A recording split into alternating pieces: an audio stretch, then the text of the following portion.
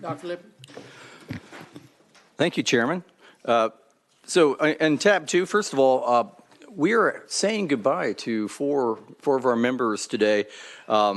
And it's actually all 4 of our members representing county government who have chosen not to seek re-election and will be leaving us later this year. You may have seen we've already taken photos with the 3 who are here today.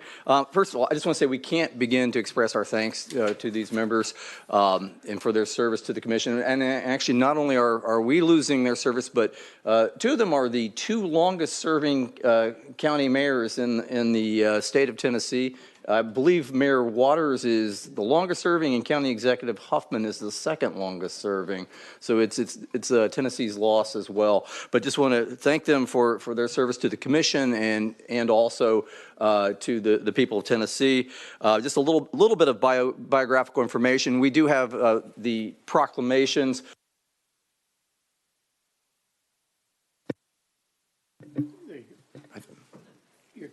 Okay, we do have the proclamations that are in your docket books, but just a little bit of brief bio information. Mayor Rogers Anderson, who's not with us here today, but he was first elected county executive of Williamson County in 2002 after serving on the county commission for 16 years.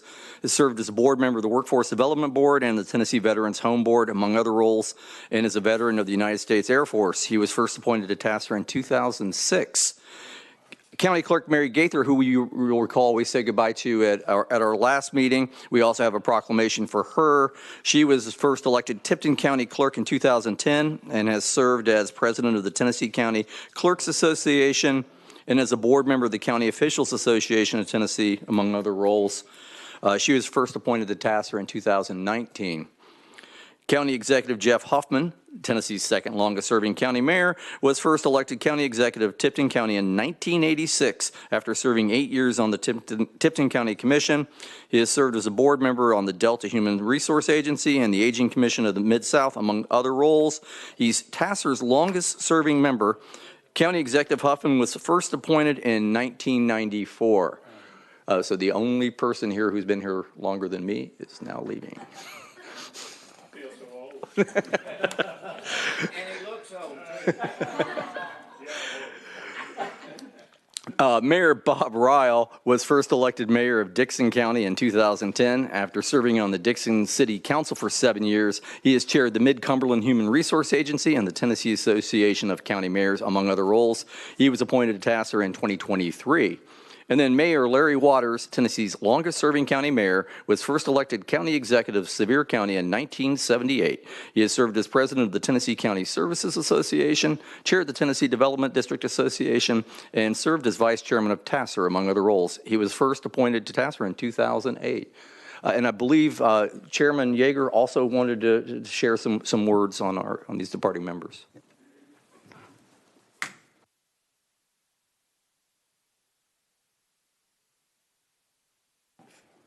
There it is.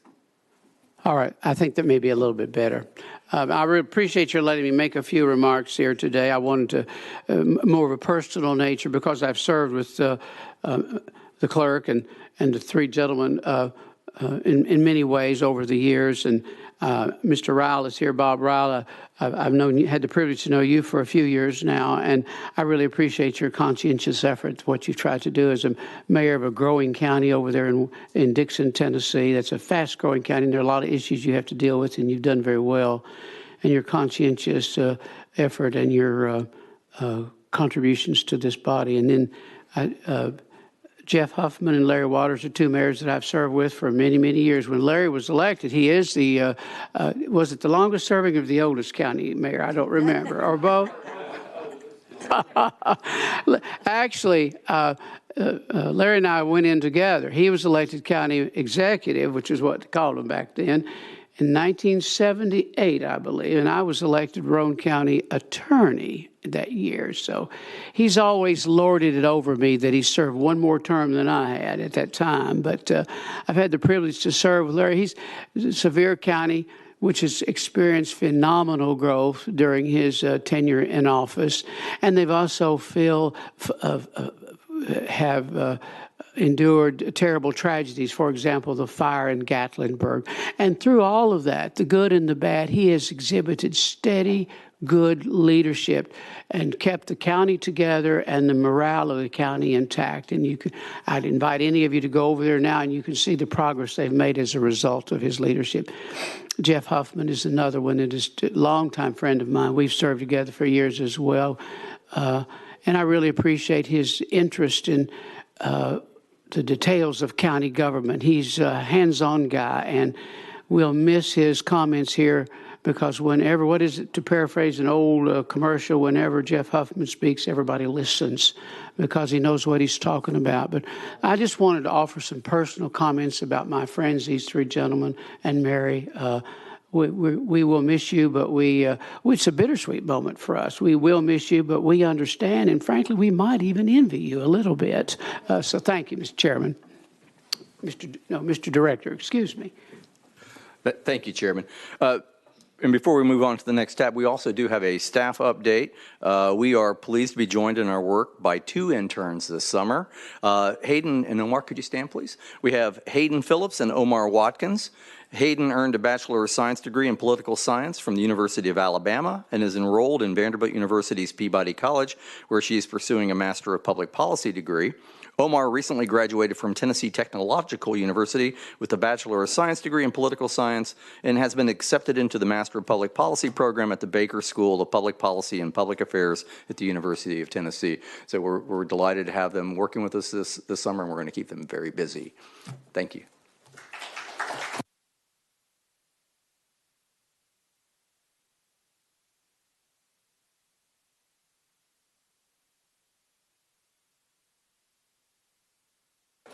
Our next item on the calendar would be under tab 3, the work program accomplishments, amendments, and new research plan, which will be presented to us by our Deputy Executive Director, Melissa Brown.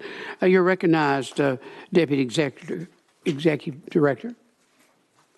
Yes, Cliff. While Melissa's getting set up, I did want to let the members know that we do have a public comment that's included in your docket books related to one of the work program items.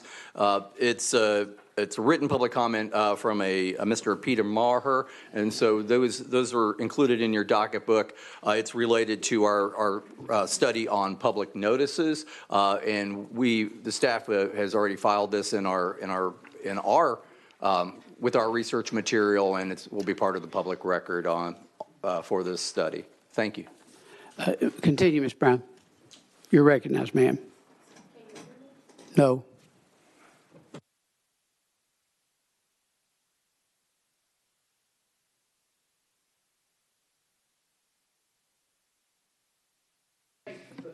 Here we go. Can you hear me now? Okay. Thanks to whoever did that. Thank you, Mr. Chairman. Good afternoon. Well, good morning. Good morning to everyone.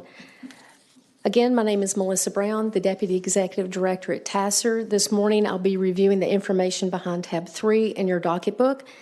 This is when we take a look back at the last fiscal year to see all the accomplishments of the Commission. We look at suggested amendments to the work program for work over the next year. And we also include, for each of the proposed studies, you see subtabs at the back. They're labeled A through G. Those are draft research plans for each of the proposed projects. Included there is a little bit of background that we've been able to gather thus far for each of the projects, a timeline, the due date, if there is one specified for the project, and a copy of the public chapter that directs the study. And this year I specifically say public chapter because each of the studies you're considering today comes with a public chapter attached. So it was passed by both chambers of the General Assembly. So going back to page 1 of the memo, we're going to begin looking at the accomplishments. For this portion of the memo, there's no action required by the Commission. This is for your review only. All of this information will be included in the biennial report, which is due next year, and it will cover fiscal years 25 and 26. Page 8 begins the work program amendment, which we'll go over in a few minutes. So first, we'll consider the status of existing work program projects. The Commission has 7 recurring mandates. In this section, there's a subheading for each of the requirements included in the section. is either the statute or the public chapter that requires this work, along with a brief update. First is commission meetings, which of course you hold. Next, at the bottom of page 1 is the calculation of education fiscal capacity. Going on to page 2, you'll see that the model for the fiscal year 27 has already been calculated and transmitted to the State Board of Education, the Department of Education, and the Controller of the Treasury. The next model will be due May of 2027, and this is for use in the Tennessee Investment in Student Achievement Funding Formula. Later this morning, you'll be hearing from Research Associate Ismail Tanwi, who will give you an overview of this year's model. Next is the Public Infrastructure Needs Inventory, known as our infrastructure report. You approved this year's report at your February meeting.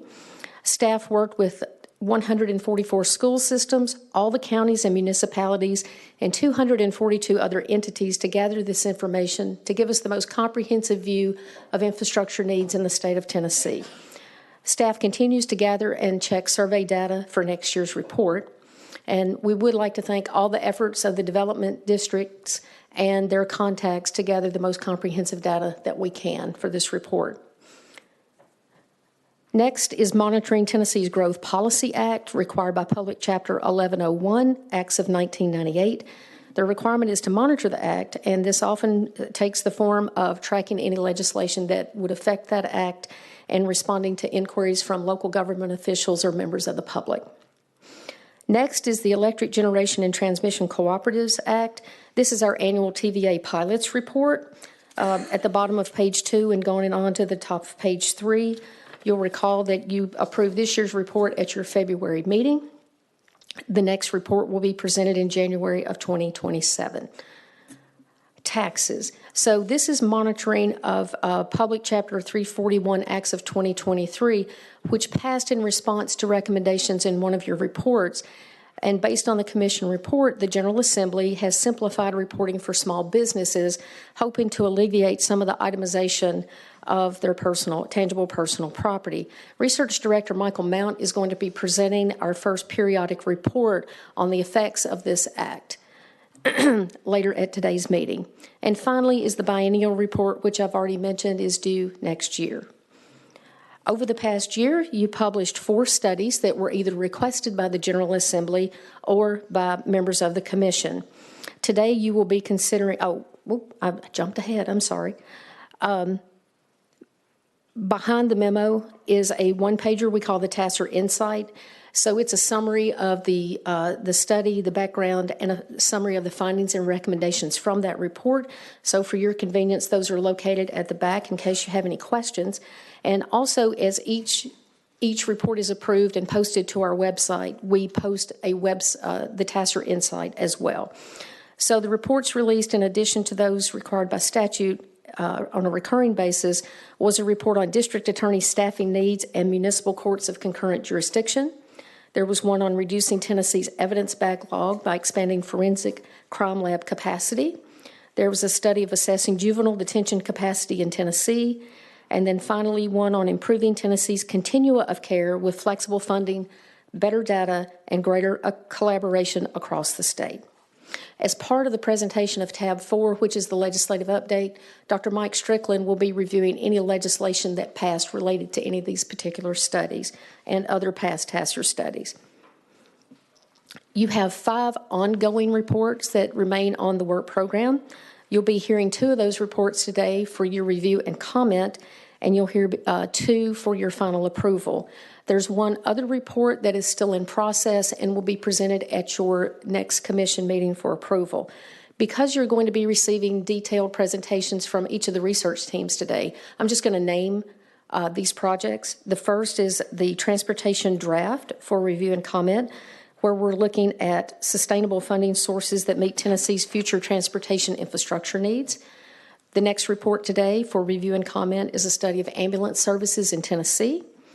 Middle of page 4. For final approval today is the report on speech therapy, and then the report on cosmetology and barbering.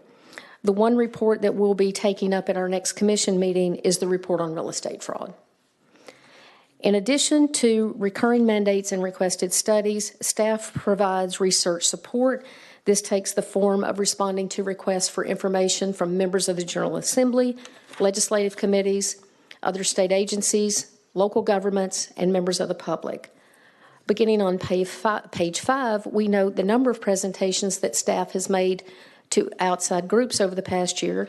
You're going to see that Hannah Newcomb had quite the level of participation engaging with outside groups this past year. She first presented what is TACIR, Public Policy Impacting Tennessee's Child Care Industry, to MTSU. She also presented Juvenile Detention Challenges in Tennessee to the County Technical Assistance Service Annual Conference. Dr. Lippard presented to MTSU regarding infrastructure and economic competitiveness. He also presented an overview called Fiscal Capacity 101 to the TISA Review Committee. Madison Thorne recently presented regarding our infrastructure report to the County Service Association's Legislative Conference. And finally, Hannah presented again recently assessing juvenile detention capacity in Tennessee to the Tennessee Commission on Children and Youth. Staff also works with a number of groups and agencies. Our infra team and our admin team puts together a training workshop with the development districts every year to provide training and respond to questions regarding the infrastructure inventory. Dr. Owen serves on a few task forces with the Department of Economic and Community Development, including their Digital Opportunity Task Force and 2 sub-task forces. One is the Digital Opportunity Series, and the other is the Infrastructure Series. Dr. Lippard began serving on the TISA Review Committee this year, and Dr. Mike Strickland began serving on the Interagency Housing and Health Task Force. We continue to enhance and improve our use of technology for public information. We distribute all of our reports publicly. We have focus sections on our website for ongoing studies. Our IT department and our infra team this year worked very hard to implement procedures to improve data integrity and streamline the process of bridge projects that appear in the infrastructure database. And I want to give a special shout out to Teresa Gibson this year for all of her work. She's our web developer, our website manager, oversees all of our work, all of our publications process. We have been trying to work to get into compliance with the American with Disabilities Act regarding digital accessibility.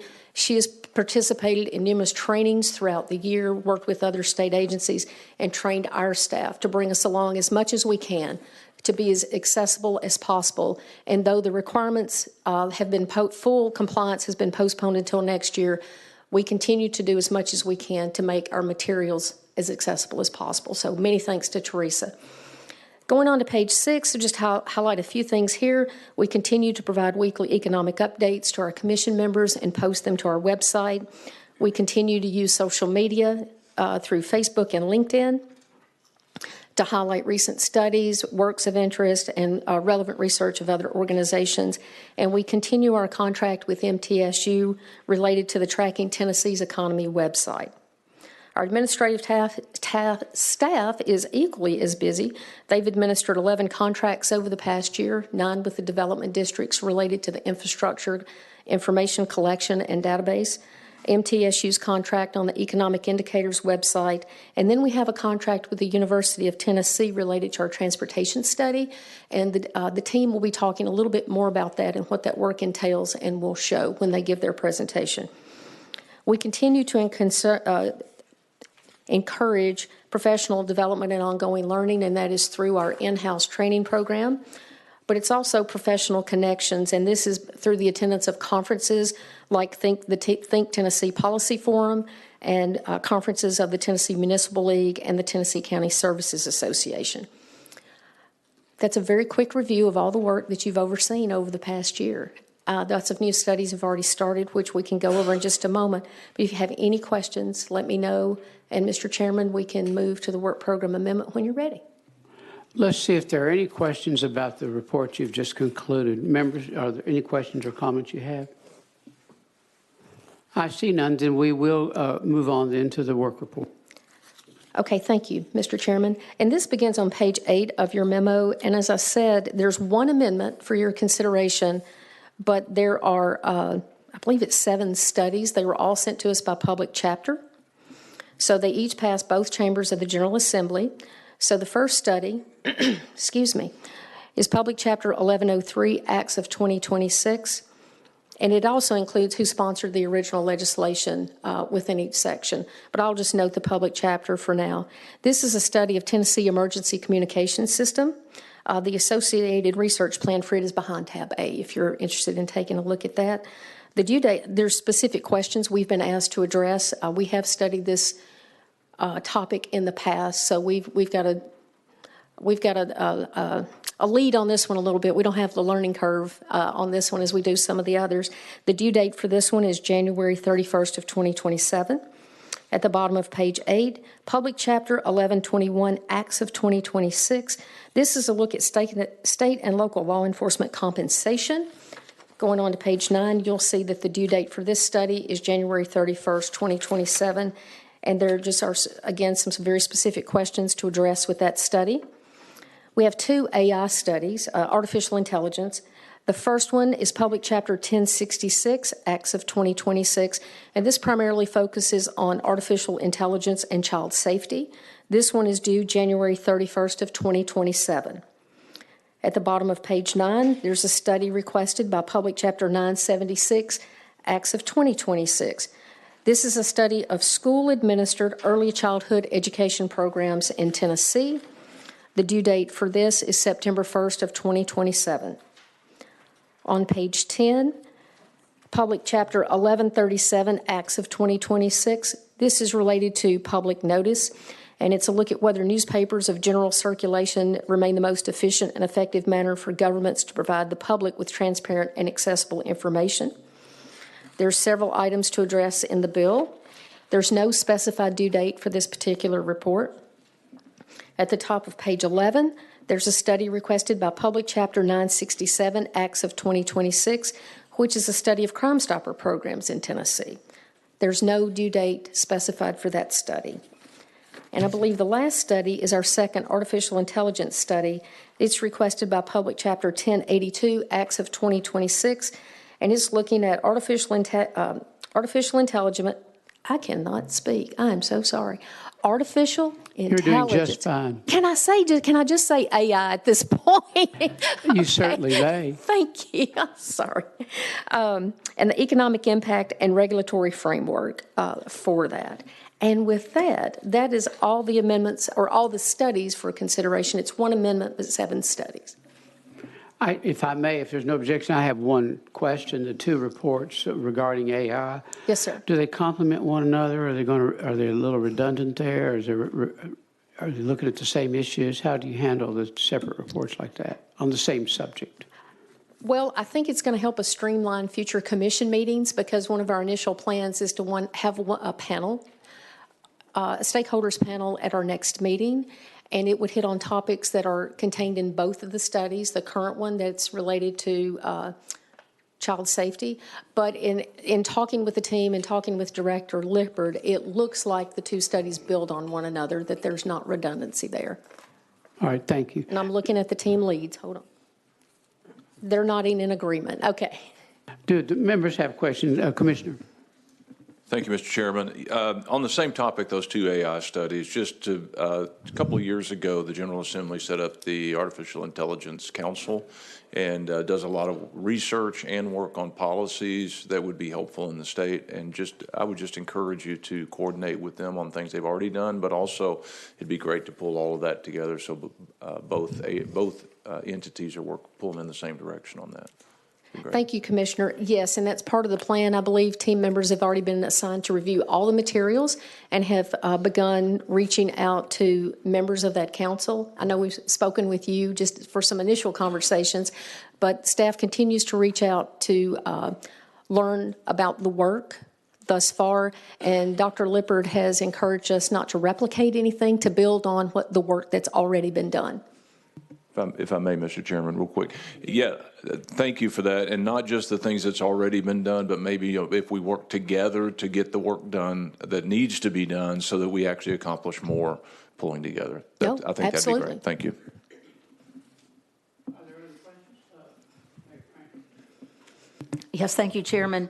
A couple of questions. One on the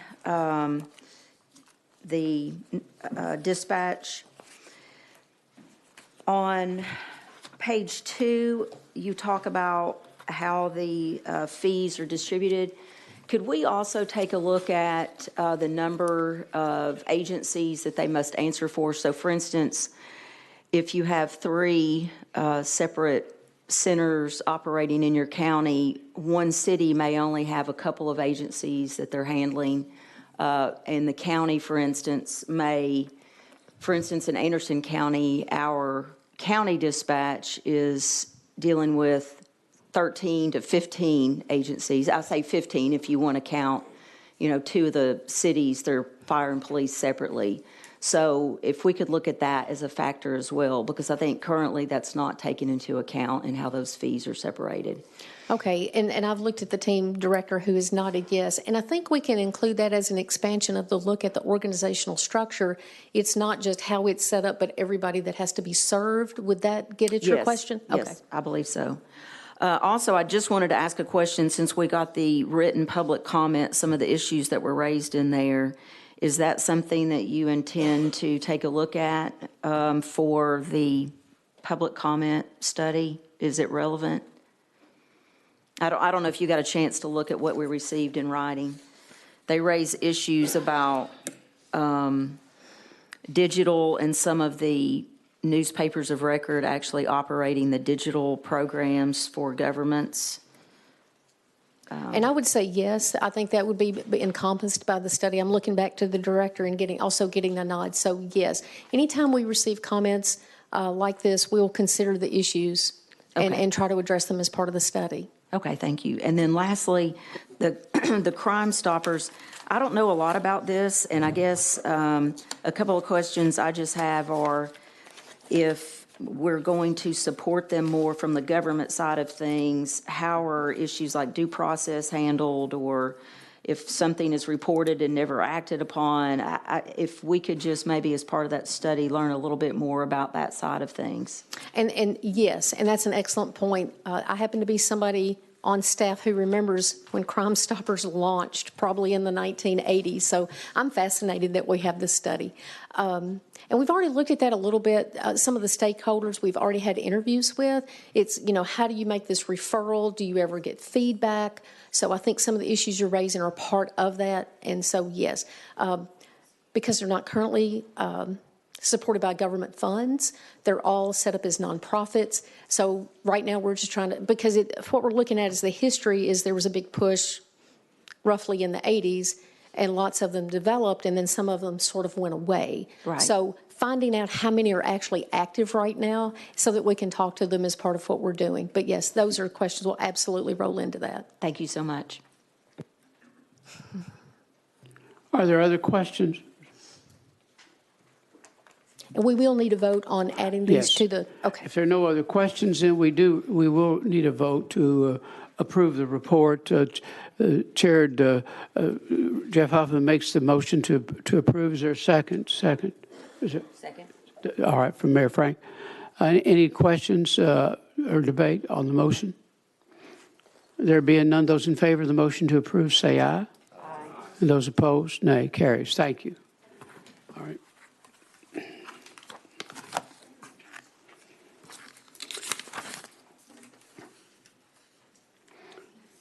Let's see here. Where are we? All right. Thank you. If I call your attention to tab 4, members of the legislative update, Mike Strickland, our research manager, will make the presentation, and you're recognized, Mr. Strickland. Thank you, Chairman, and good morning, Commissioners. This is the Commission's annual legislative update, which reviews the legislation that was considered in the General Assembly this year and that relates to past work of the Commission in some way. As you can see from the memo, there were bills spanning a number of different topics this year, from childcare to transportation funding. In the interest of time, however, I will not be covering every topic and bill in the memo, but will instead focus on a few highlights, largely those bills that passed. So to begin with the topic of childcare, the Commission's report last year laid out the obstacles that Tennessee families face in finding and affording childcare, such as zoning rules that limit where childcare services can operate, or challenges in recruiting and retaining childcare workers. This year, Public Chapter 980, sponsored by Senator Oliver and Representative Love, implements several recommendations from that report. The Act requires that local governments have a process to prioritize and expedite the review of child care permit applications, that initial fire safety inspections for child care agencies be conducted exclusively by the State Fire Marshal's Office, and it permits child care agencies as a use by right in various zoning districts, including those that permit office and commercial uses. Additionally, Public Chapter 997, sponsored by Senator Watson and Representative White, establishes 3 pilot programs for child care assistance funded with revenues from vaping product fee taxes and fees. Public Chapter 1023, sponsored by Senator Massey and Representative Hawk, transfers reserve funds from the Federal Temporary Assistance for Needy Families, or TANF, block grant to the state's Child Care and Development Fund, up to $25 million per fiscal year. And Public Chapter 747, sponsored by Senator Powers and Representative Mayberry, exempts child care homes from the need for state licensure if they have a certificate to operate under the U.S. Department of Defense. On the subject of emergency 911 service, this is something the Commission has examined several times in the past, including most recently in 2017 with a study on funding for 911 systems, and with a new study requested this year, as you just approved. Of note, therefore, is Senate Joint Resolution 48 by Senator Massey, which would have ratified an increase in the 911 surcharge to $186. The joint resolution was passed by both chambers, but was vetoed by the governor. On the subject of housing and land use, the Commission's 2024 report on housing affordability included a recommendation that the state earmark revenues from the realty transfer and mortgage tax to support a trust fund under the Tennessee Housing Development Agency so as to make low or zero interest construction loans for attainable housing.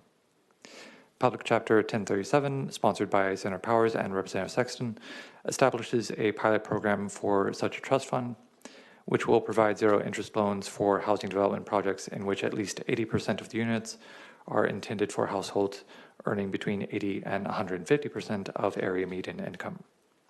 The pilot program is to be appropriated a one-time infusion of $20 million.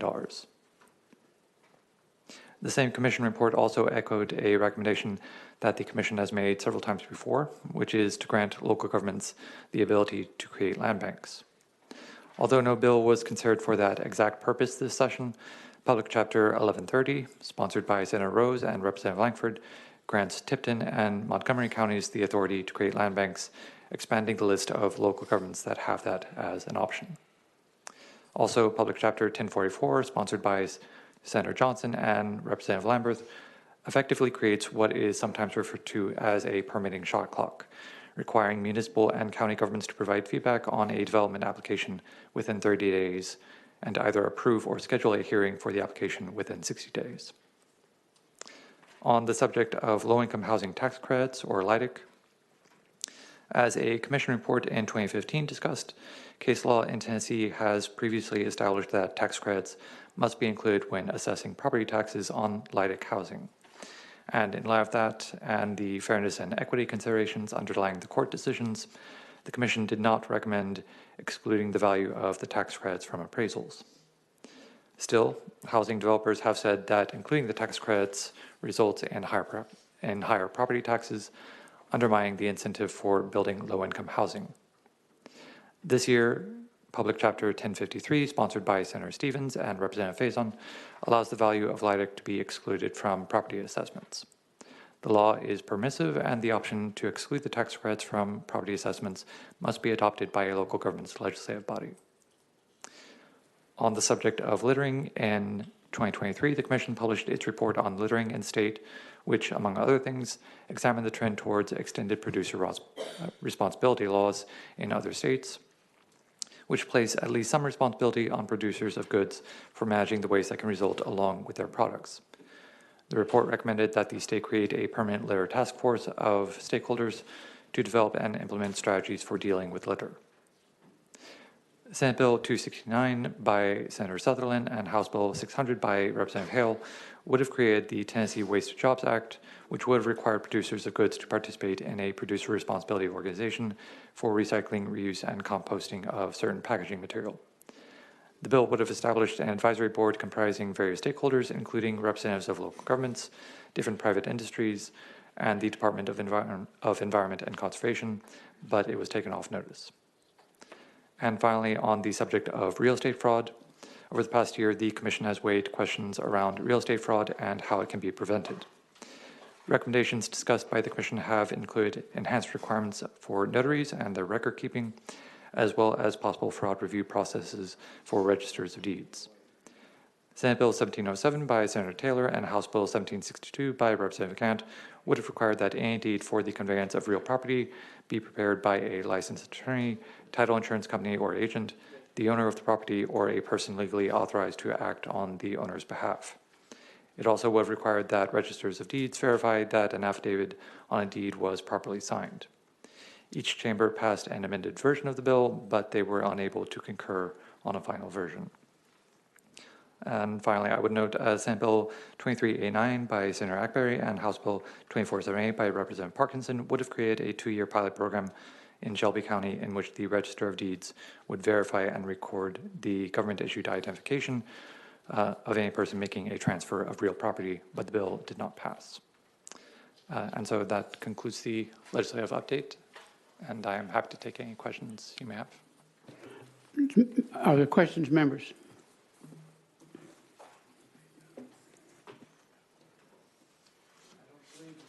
I do not believe that this will require a vote. Thank you very much. If there are no further questions, we'll proceed to the next tab, tab 5, Public Chapter 102 Acts of 2025 on Cosmetology and Barbering Professions. The final report for approval. Cameron Fox, a research associate, will present. You're recognized. Thank you, Mr. Chairman. And good morning, Commission members. I'm presenting the final report on the cosmetology and barbering professions for your approval, which you can find behind tab 5 of your docket books. It was prepared in response to Public Chapter 102, Acts of 2025, which directed the Commission to study the economic impact of the cosmetology and barbering industry in Tennessee, including revenue generated through services provided and the number of jobs generated by the professions, as well as retail sales, training and education opportunities, and potential barriers to entry into the industry. The report identifies and focuses on 2 nationwide trends in the industry: overall growth and specialization. The cosmetology and barbering industry, which includes services like basic hair, nail, and skincare services, is growing both nationally and in Tennessee. Business gross sales revenue and local tax revenue from beauty supply shops, barber shops, beauty and nail salons, and barber and cosmetology schools have increased, along with license fees collected by the State Board of Cosmetology and Barber Examiners. Table 1 on page 2 shows a summary of estimated revenue, and Table 2 on page 3 shows that the number of barbershops, beauty salons, employees, and wages have all increased. Increasing enrollment in graduates at Tennessee College of Applied Technology, Barbering, and Cosmetology programs reflected growing interest in the professions and courses offered. The Tennessee Board of Cosmetology and Barber Examiners regulates the industry in Tennessee by issuing licenses for cosmetologists, instructors, estheticians, manicurists, natural hair stylists, hair braiders, eyelash specialists, cosmetology shops, master barbers, barber technicians, barber instructors, barber shops, and barber and cosmetology schools. Those wanting to work in the industry can complete either the 1,500-hour Master Barbering and Cosmetology curriculum, which authorizes them to provide most services in the industry, or by completing a separate, focused curriculum that has been established for certain disciplines within the industry, such as an esthetician, manicurist, or natural hairstylist license to obtain a specialty license. Staff added additional information to the final report in response to member feedback. Information about training and registration requirements for the hair braiding certificate was added on page 18, and economic incentives available to the industry on page 32, along with clarification about waitlists at Tennessee Colleges of Applied Technology, career and technical education programs, and apprenticeships on page 27 and 28. The report's recommendation remains unchanged. While Tennessee has adapted its licensing structure to align with the evolving specialization of cosmetology and barbering professions by establishing discipline-specific licenses, the state is yet to establish a specialty license for hairstyling. A hair-specific license would provide the benefit of allowing people to focus on one service, save time and money on education and training, and enter the workforce more quickly. Therefore, the Commission recommends the state establish a hairstyling license focused only on hair-related services that require fewer hours of education than the existing cosmetology and master barber licenses. I'm happy to answer any questions at this time and conclude by asking for your approval of the report. Thank you. Are there questions? Oh, Representative Parkinson, you're recognized. Thank you, Mr. Chair, and thank you so much, and thank you to the team at TACIR for all of their incredibly hard work. I do have a couple of questions, though. What's the percentage of licensed individuals that are self-employed versus those that are underemployment? So because the data that we received was from BLS, which doesn't factor in self-employed, we cannot determine the exact percentage necessarily of self-employed people in the industry. Okay, thank you for Continue, that. Mr. Parkinson. Thank you, Mr. Chair. And the reason why I was asking that is because I think that if we're basing all of the data and information off of the professional BLS, or that we may be missing a large chunk of the amount of revenue that's being generated, because I would estimate that about 90% of the individuals that are licensed in our state are not employees of a barbershop or a salon, but are self-employed and business owners, or rent a booth from a salon or a barbershop that they contract just for that booth space and generate, their own income as a business itself. Also, in regard, I'm sorry, Mr. Chair, can I continue? Also, in regards to the braiders certificate, we certify braiders to operate commercially. I know there was some discussion in that where individuals said, we're licensing them or regulating them for something that they naturally do. But the certification is not for individuals that's braiding their hair, braiding their relatives' hair. It's for individuals that are going to be braiding commercially and generating revenue as a business in our state. And that I can't remember where that number is. The number of licensed or certified hair braiders. Here it is. Since we passed that, 5,794 individuals have been certified as hair braiders in our state. And so my question is, being that there is really zero regulation around the certified hair braiders who braid professionally and for commercial purposes to make money from the public, was there anything considered in regards to how we capture that tax revenue, or how we ensure that they are operating from a business standpoint, just as all of the other cosmetology professionals are? Sorry, could you repeat your question again? I don't even know if I can repeat the question again, but what I'm saying is, so when we created the braider certification, that was for people that were going to be doing hair braiding only commercially, and the rules and regulations around that, I don't know how we capture that information from the economic impact of the hair braiders, because we don't require them to operate in a business establishment or anything like that. Were we able to quantify what that economic impact was of those who have become certified hair braiders? Because there's almost 6,000 of them in the state, and we just passed this maybe 4 years ago. We do not have data on that now, but I could reach out to the executive director at the Board of Cosmetology and Barber Examiners to try and see if I could find that number. One more follow-up, Representative. Okay. And I appreciate that. I would assume that they won't have any economic information either because there's no way to capture it. So, and that's the point I was trying to make, is that, we need to shore up, how we view or look at, those that are being certified to operate publicly and commercially in our state in regards to being a certified hair braider in our state. But I do want to point this last thing out too, is that more businesses, based on this, 29.6% of those businesses are those licensees that are trying to think about how what's the best way to say this. Let me do this instead. At Tennessee College of Applied Technology, was there any conversation in regards to the wait list that they have?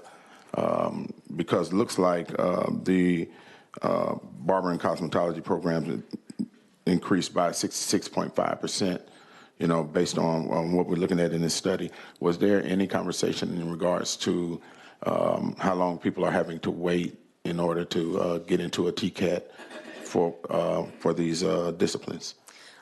So when we spoke with TCAT representatives, they told us that the term waitlist is a bit of a misnomer just because at TCATs, waitlists are kind of fluid. So if, say, and this would go for any program at TCAT, but say someone was a senior at their high school and was going to enroll in a TCAT in the fall, like they would be considered on the waitlist. But even with that, I think the average time they said for individuals that are on this sort of non-traditional waitlist, it would be around 6 months. That would be the longest anyone would tend to have to wait. And TCAT has continued to establish new cosmetology and barbering programs based off of needs assessments that they've performed to kind of pinpoint where demand is. So they've established two just this year in new areas of the state to kind of keep up with that demand. Okay, thank you. Are there other questions from the members? Are there other questions? If I may, I'm having a problem trying to identify the issue here, and to try to illustrate that with this comment is our recommendation a solution for looking for a problem? Rather than, I would say, a problem, the recommendation that we're offering is more of a means for an individual who is looking to only pursue hairstyling as kind of the service that they want to provide. This would be a means for them to do that, because currently to obtain the training for hairstyling services, it falls under the full master cosmetology license. Are there other questions? Let's see if there are others waiting first. Are there others? Representative Crawford. Thank you, Mr. Chairman. My question is, if we create the licensing process for the hairstyling, are they going to be able to use chemical products on hair, or will they be restricted from doing so? This would include chemical use of chemicals and styling, so yes. And the reason that we're creating this is to allow them to get through the school and get their license at a cheaper price and less hours. That's correct? Yes. So if if an individual knew that they only wanted to do hairstyling rather than having to complete the full master cosmetology or full cosmetology license, they could do this. Mr. Chairman, one more question, please. I would have a real concern over that for the simple reason, if they're putting chemicals on people's heads, that concerns me that they would not be trained up to the level of where the other barber and stylist, where they're at, so.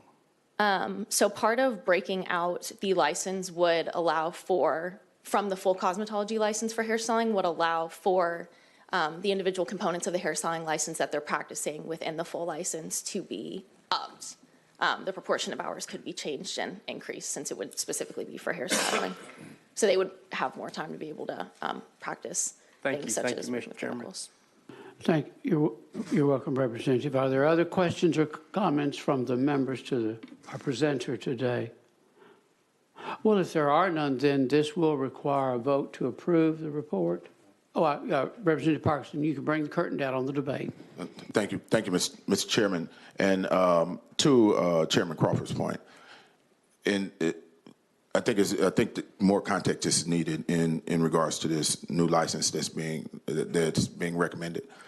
If you go to a full cosmetology school right now and you go for 1,500 hours, going to that full cosmetology school gets you licensed in aesthetics, manicuring, hair, and I feel like I'm leaving out another discipline.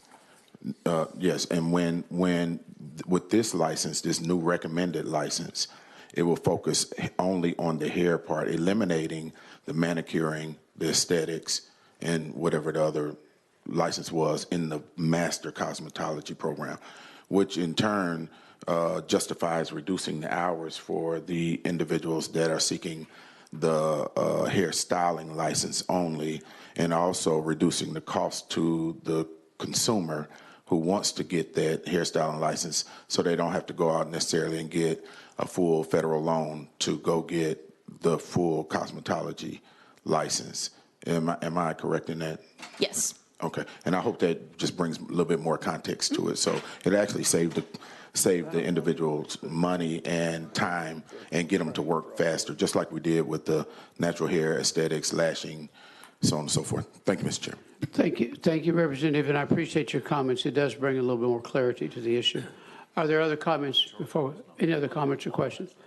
There being none, then the Chair will entertain a motion to approve the report from Representative Parkinson. Is there a second?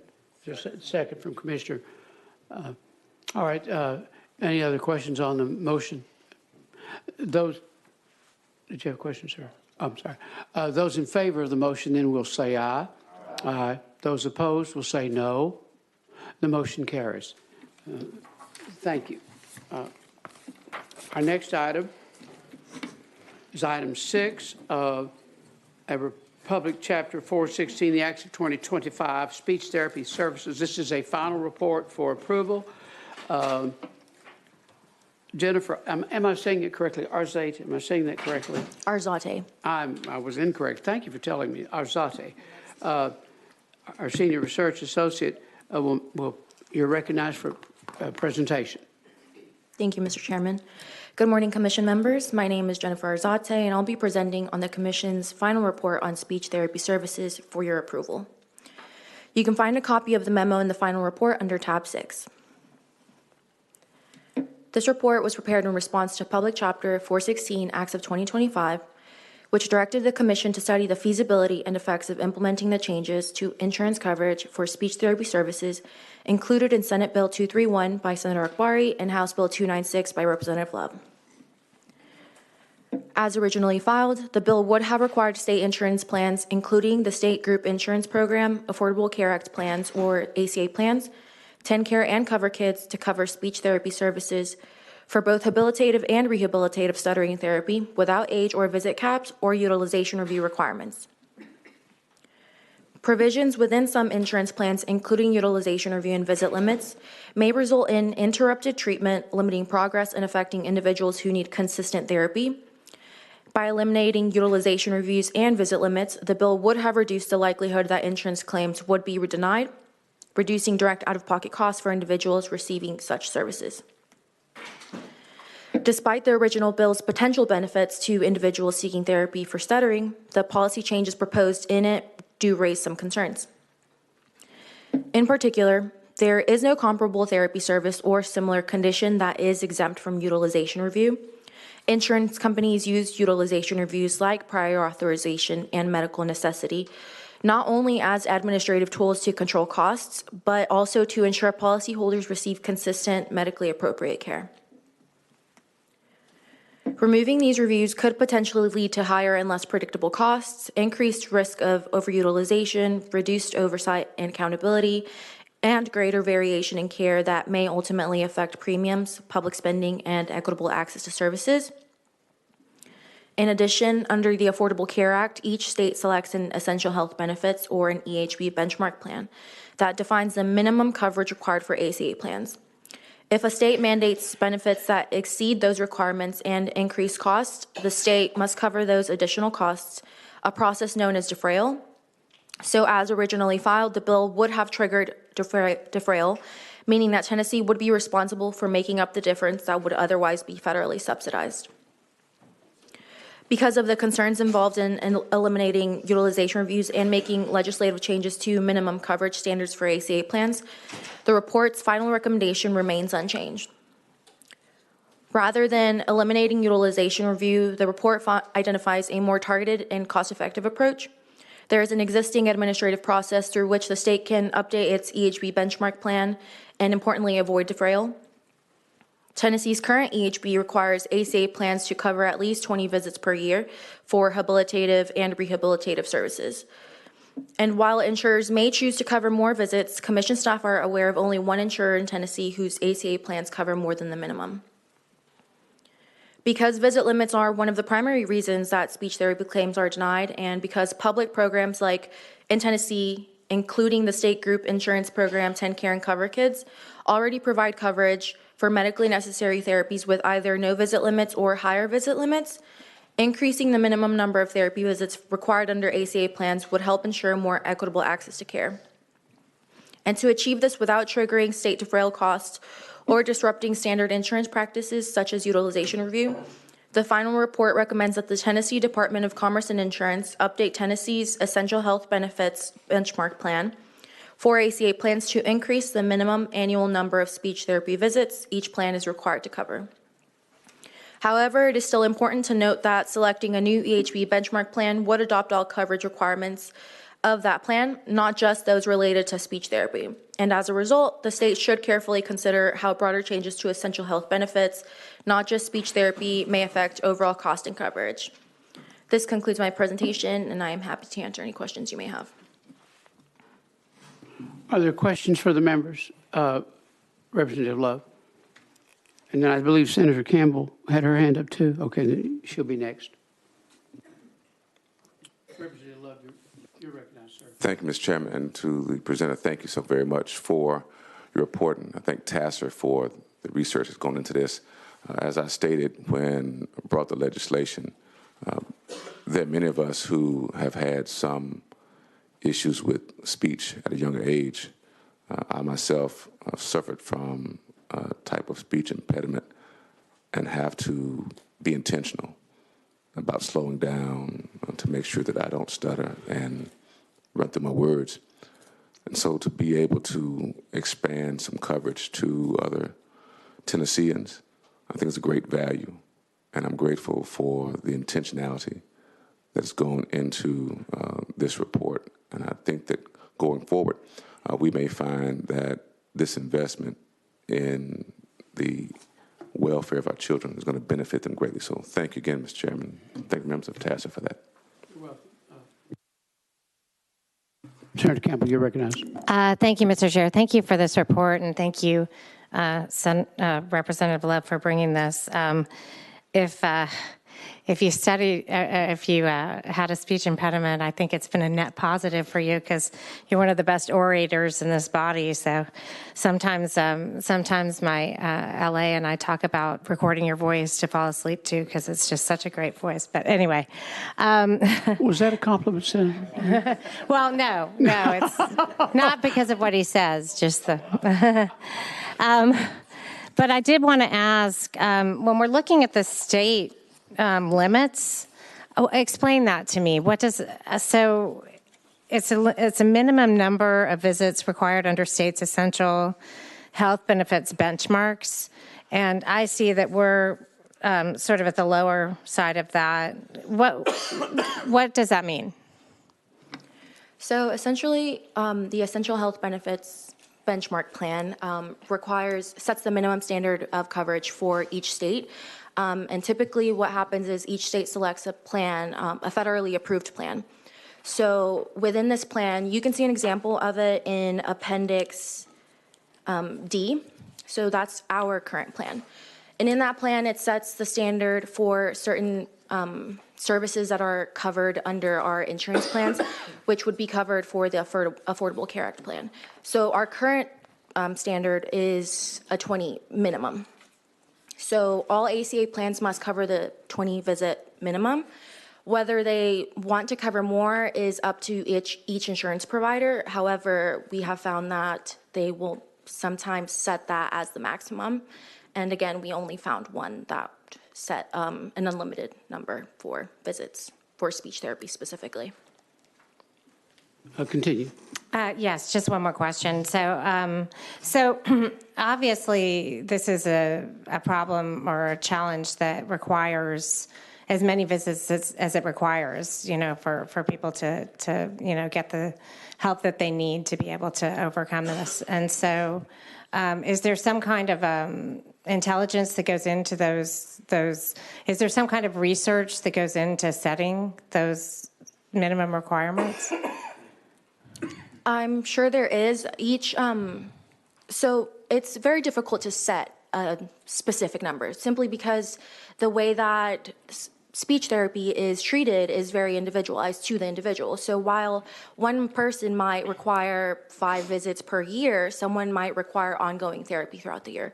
So it's in that sense, it is difficult to set a number, which is why even if they were to set, for example, an unlimited number of visits, not everyone is going to use, let's say, more than 20 visits a year.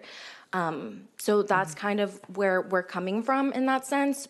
So we didn't really look into if there's a specific number because, again, it's individualized treatment.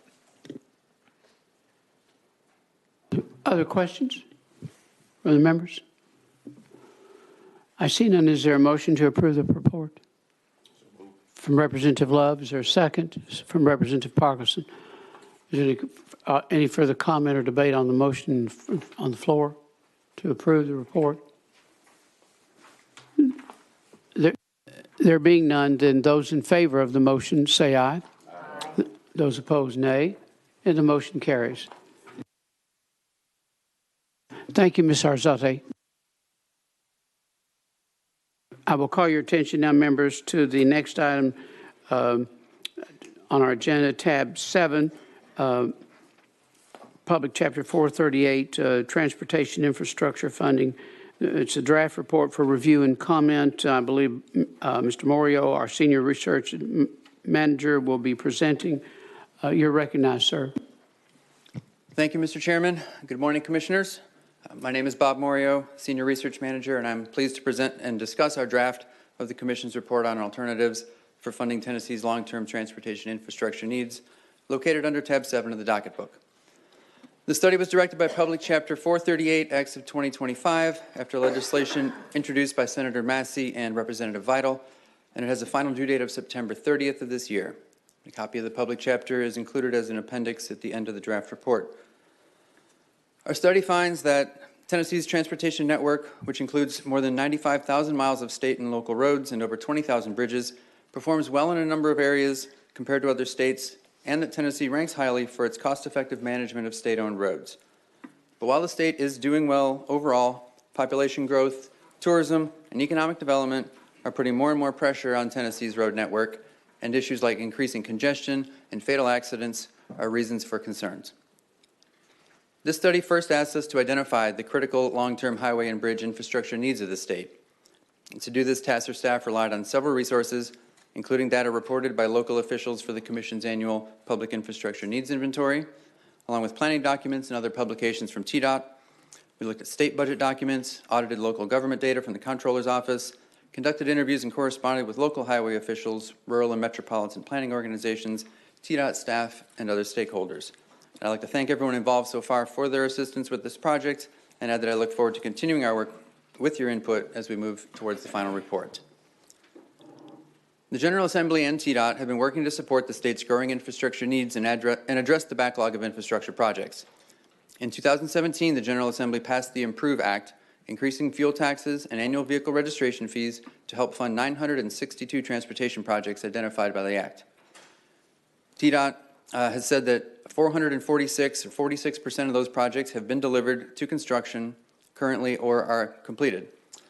And of the remaining 516, 312 have begun portions of right-of-way and engineering, but 204 have not been started at all. TDOT says it has delivered 48 capacity-adding projects across rural, suburban, and urban communities since 2024. But beyond the projects specified in the Improve Act, there are additional projects estimated to cost $24 billion needed to alleviate growing traffic congestion around cities like Nashville, Memphis, Knoxville, and Chattanooga. According to one report, Tennessee now ranks 36th out of 50 states for urban traffic congestion. Another has Nashville ranked as the 12th most congested city in the United States. And another report found that 8 of the country's worst trucking bottlenecks are on interstates in Tennessee, which ties us with California for the 3rd most of any state.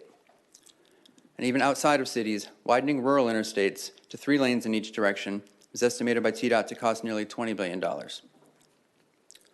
Local governments also have transportation infrastructure needs, as they own and maintain about 85% of all public road mileage and 58% of all the bridges in the state. Last year, highway officials said counties were facing a $4 billion project backlog, and according to our recent data from Penny, counties and cities together report $11.4 billion in locally owned transportation infrastructure needs that they intend to deliver over the next several years. Public Chapter 438 directed the Commission to identify the annual highway and bridge infrastructure funding gap and the amount needed to fund the maintenance, repair, and modernization of existing highways and bridges across the state. The recently passed state budget for fiscal year 2027 includes approximately $1.9 billion in state funding towards a total TDOT budget of nearly $3.5 billion. The cost to continue investing at this level in order to both maintain the existing infrastructure and make the safety and capacity improvements needed to support the state's growing population and economy will increase annually and likely total approximately $7.8 billion by fiscal year 2055. The recurring cost to only meet the state's goals for maintaining existing pavement and bridges in minimum good condition, along with necessary department operations, is approximately $1.6 billion in fiscal year 2028, and that figure could grow to $3.5 billion for fiscal year 2055. So how do our existing sources of revenue compare to these growing expenses? Federal funding, which comes primarily from federal fuel taxes on gas and diesel, typically accounts for around 40% of TDOT's annual budget, approximately $1.2 billion a year, and federal fuel tax rates have not been increased since 1993. Tennessee's state fuel taxes account for another 30% of TDOT's annual revenue, or approximately $820 million a year. Tennessee's fuel tax rates of 27 cents per gallon for gasoline and 28 cents for diesel last increased in 2020 as part of a multi-year phase-in as a result of the Improve Act. Vehicle registration fees are the 3rd largest source of revenue for transportation funding in Tennessee, accounting for approximately 11% of TDOT's funding, or $330 million annually. These also were last increased by the Improve Act going back to 2017. So unfortunately, none of these revenue sources is keeping pace with Tennessee's transportation funding needs. The costs to build and maintain critical transportation infrastructure are increasing, while at the same time, improvements in fuel economy and the potential for future electrification of vehicles are limiting revenue growth. As a result, a gap is growing between this flattening revenue and increasingly costly needs. Over the course of the study period in this report, expenses are projected to increase annually by around 3%, while projected annual revenue from existing sources increases by less than 1% each year. In fiscal 28, the state's existing recurring sources of revenue are expected to bring in about $2.6 billion. This leaves a nearly $1 billion gap between that recurring revenue and the $3.6 billion in funding needed to both maintain the existing road and bridge network and make additional capacity improvements. So as I'm about to discuss, non-recurring funding, including transfers from the state's general fund and increased federal support over recent years, have been used to close this gap to invest more in the state's infrastructure. Page 46 of the draft report under Table 10 shows these transfers from the general fund for transportation since the year 2015, which together add up to over $6.6 billion. The report notes that although these transfers have helped TDOT deliver important projects and provide much-needed aid to local governments, the state should not continue to rely too heavily on general funds to fill the gap for funding long-term transportation needs. Moving funding from the general fund pulls those resources from other state priorities and relying on one-time transfers can also make it more difficult for TDOT to plan ahead than it can with recurring revenue. The draft report also notes that Tennessee, like all states, has seen a boost in federal funding since the 2021 Infrastructure Investment and Jobs Act, the IIJA, which was the largest federal funding package for transportation passed in recent history. That act is set to expire in September of this year, at which point Congress will have to pass another funding authorization. A few weeks ago, a bill, that Build America 250 Act, was a bipartisan House bill proposing increases in funding for highways and bridges, has been approved by a House committee, but many are still skeptical that Congress will continue to provide the level of appropriations that were provided by the IIJA, or that any new authorization bill can get signed into law before September ends. So staff is going to continue monitoring that reauthorization process as this report is finalized. So what the Commission finds with this draft report is that to maintain Tennessee's existing road network, the state will need to address diminishing revenue generated by existing highway funding streams by either continuing to make one-time transfers from the general fund, or through a combination of creating new sources of revenue or enacting higher rates on existing revenue sources. If the state wishes to increase the capacity of its current transportation network to remain economically competitive and meet the demands of its growing population, this need will be even greater. But as the report notes, there is not going to be one single revenue source to close the state's recurring transportation funding gap. On page 10, you'll see what is both a finding and a recommendation. It reads, the Commission finds that the General Assembly could increase funding for transportation using a mixture of revenue sources, including increases to existing sources and the adoption of new revenue sources, to ensure that any tax increases are not borne solely by one group of taxpayers. Additionally, to ensure continued state support for local transportation projects, the Commission recommends that any increases in existing shared revenue sources continue to be shared in a similar manner, and that the state designate portions of revenue from new transportation sources to be shared with local governments for local transportation projects. So from there, the draft report describes several revenue alternatives that could be considered as parts of the state's preferred solution. As directed by Public Chapter 438, Commission staff assessed a variety of existing and new revenue sources based on criteria that include the amount of revenue each alternative could likely generate, how that revenue is expected to appreciate over time, how closely that revenue source is tied to road use, and the extent to which road users from other states could contribute to it, along with any potential administrative challenges to implementing each of these alternatives. Later on, the report explains how strategic state borrowing and continued or increased use of public-private partnerships could also help the state expedite important infrastructure projects. Regarding fuel taxes, the report notes that Tennessee's existing fuel tax rates on gas and diesel are less than the average rates among our peer and neighboring states, which is shown on page 43 in Table 7. Our methodology for choosing the 5 peer states listed is explained on page 29. Because Tennessee's fuel tax rates are not indexed to inflation, something half of all states and several of these peers have done, the buying power of the revenue collected has been decreasing in recent years. Had they been indexed to grow with inflation after 2020, the gas tax could be 32.5 cents and the tax on diesel 33.8 cents, each about 6 cents per gallon higher than they are and more in line with the average of our peers. Increasing both fuel taxes to where they would likely be for fiscal year 2028 had they been indexed would increase state transportation funding by an estimated $191 million, with corresponding increases of $70 million to counties and $35 million going to cities. Indexing them to continue adjusting in the future could increase state transportation funding by approximately $587 million in fiscal year 2048, with an additional $210 million for counties and $105 million for cities, with the assumption of average inflation rates of 2.5%, which is something we consistently use throughout the report.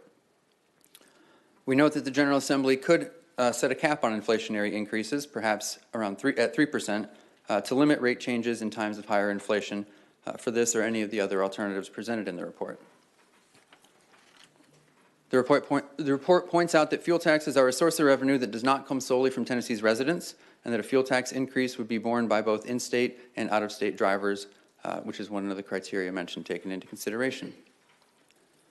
Next, the draft report looks at vehicle registration fees in Tennessee. Tennessee's flat registration fee of $26.50 for passenger vehicles is lower than rates in many neighboring states and has not been indexed to inflation either. Had the Improve Act indexed registration fees to grow with inflation, the fee for passenger vehicles would be approximately $33.50 in the year 2026. Registration fees for commercial vehicles are also not indexed to inflation, but these do vary to increase by vehicle weight classification. Increasing registration fees for all vehicle types to where they would likely have been in fiscal year 2028 had they been indexed to inflation after 2020 would increase state transportation funding by an estimated $129 million. And to help ensure that future revenue keeps pace with inflation, indexing registration fees going forward could increase revenue in fiscal year 2048 by approximately $560 million. The report notes that the state has already indexed additional registration fees paid by owners of electric vehicles and hybrids, an adjustment that is set to begin taking place next fiscal year. Because registration fees are not affected by fuel efficiency or tied to fuel use at all, revenue from registration fees is likely to appreciate as the state's population continues to grow. But any increase in registration fees for passenger vehicles would be borne only by Tennessean residents. On the other hand, drivers of commercial vehicles traveling in and through Tennessee but are registered in other states pay mileage-apportioned registration fees, meaning that a portion of those fees would be paid by out-of-state commercial operators. Heavier vehicles have been shown to cause greater wear and tear on roadways.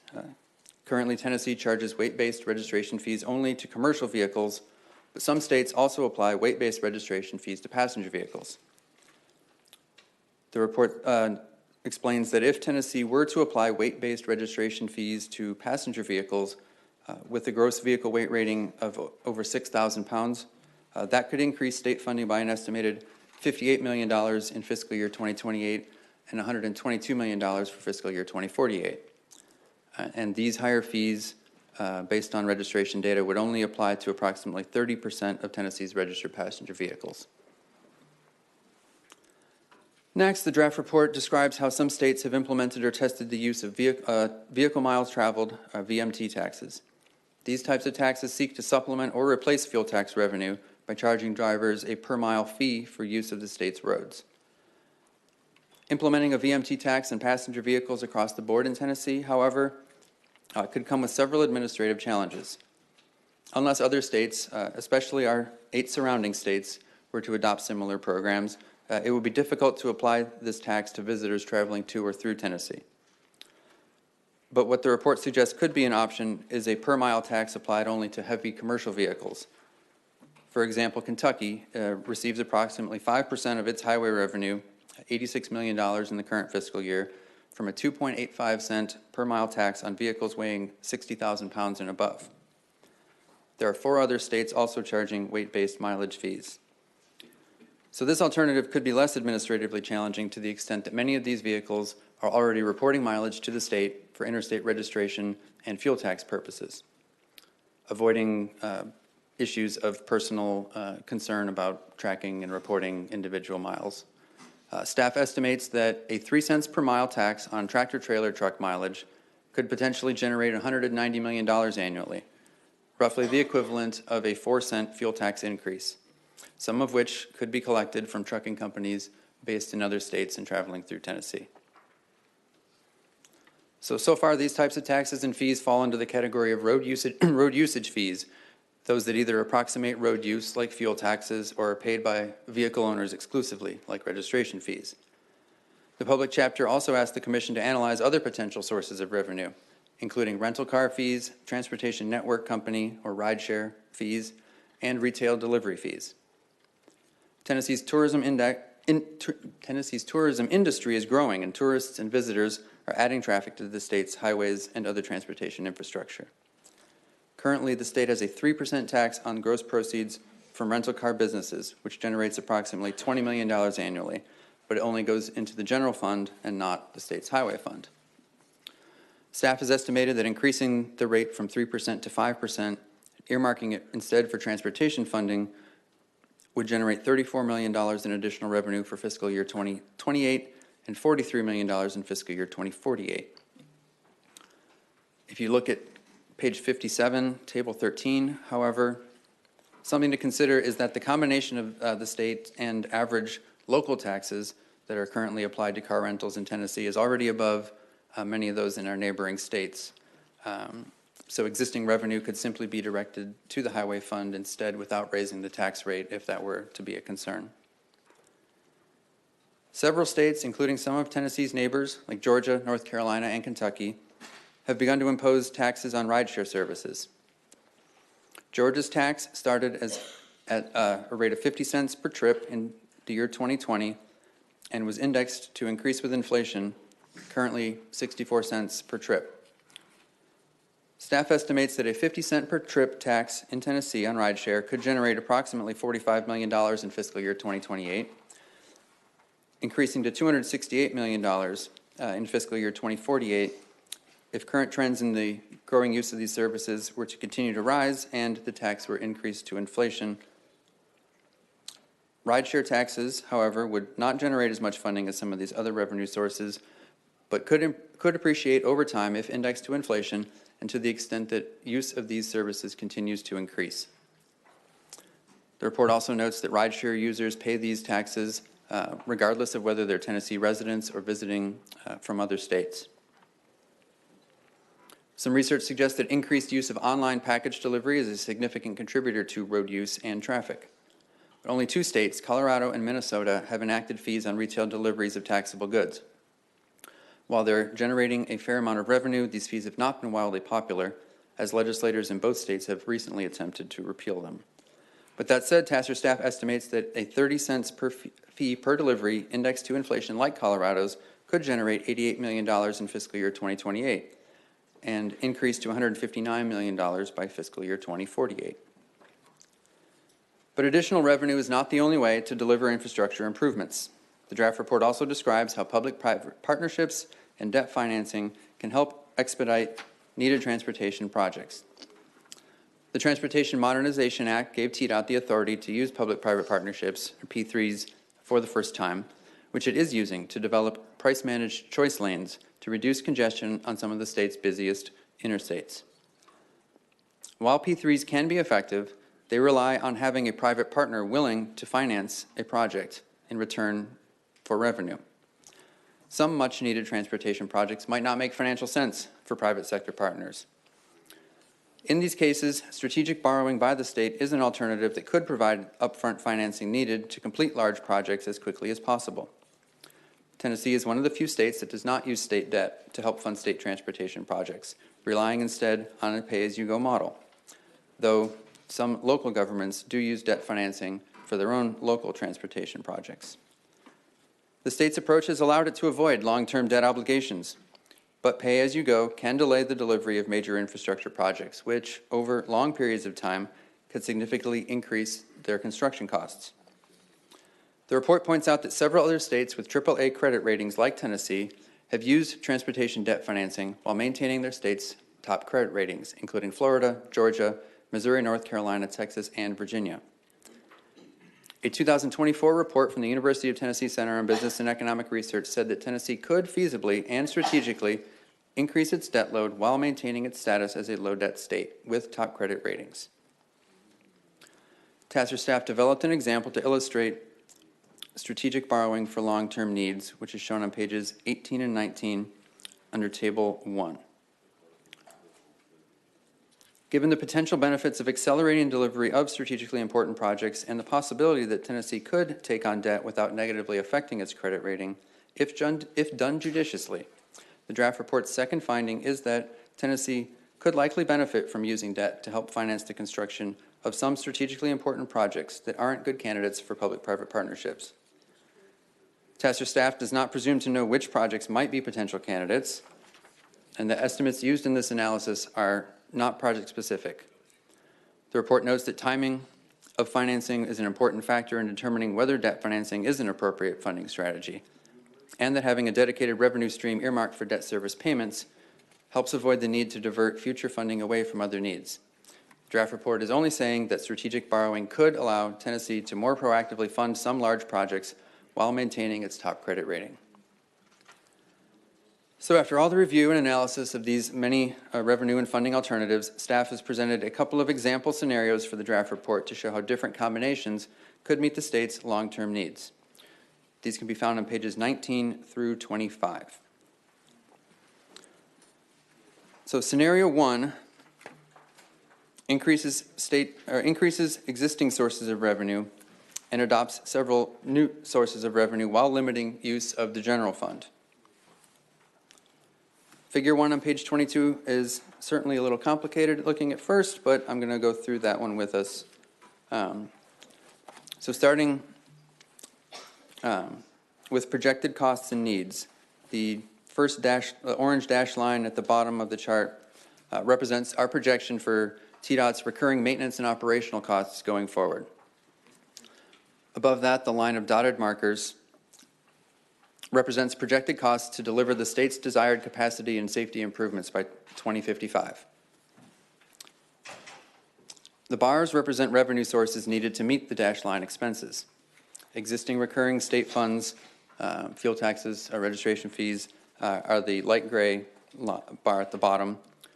There's a small dark gray bar above that for other non-recurring existing state funds. This is slowly spending the general money transferred through the general fund as that goes on over the next several years before diminishing.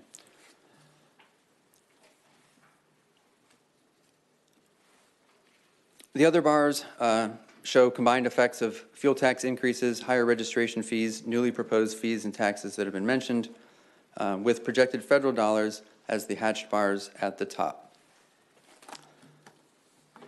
So overall, this scenario 1 combination provides $14.1 billion more in total funding through fiscal year 2040 than existing sources would be projected to provide, allowing for more investments to be made in new projects to reduce that backlog of long-term needs. So that adjustment is shown by the dotted line at the top, where some of the later needs are able to be completed earlier and reducing those needs towards the back end.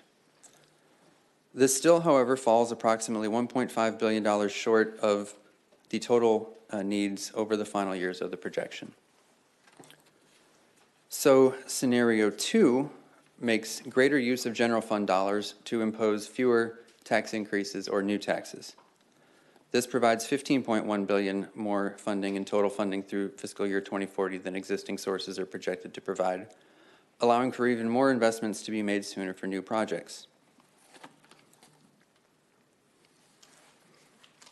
So by spreading that spending out evenly over time, this scenario does not fall short of our projected total needs, but does require the transfer of nearly $1 billion from the general fund in fiscal year 2054-2055.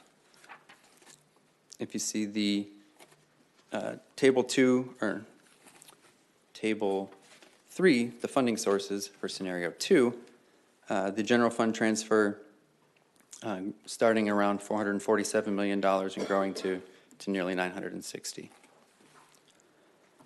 Lastly, scenario 3 adds the strategic borrowing option to the combination shown in scenario 2. This table 4 on page 25 shows $10 billion being borrowed between fiscal year 2028 and fiscal year 2037, spread out over those years to help deliver later year projects sooner. Less revenue would be available over the entirety of the period because of a portion needed for debt service, but money could be potentially be saved by completing costly projects sooner. And the state would enjoy benefits of congestion relief, safety improvements, and economic development throughout the entire period from delivering those projects earlier. With that, I thank you all for your time and attention, and I'm happy to discuss the draft and answer any questions you have.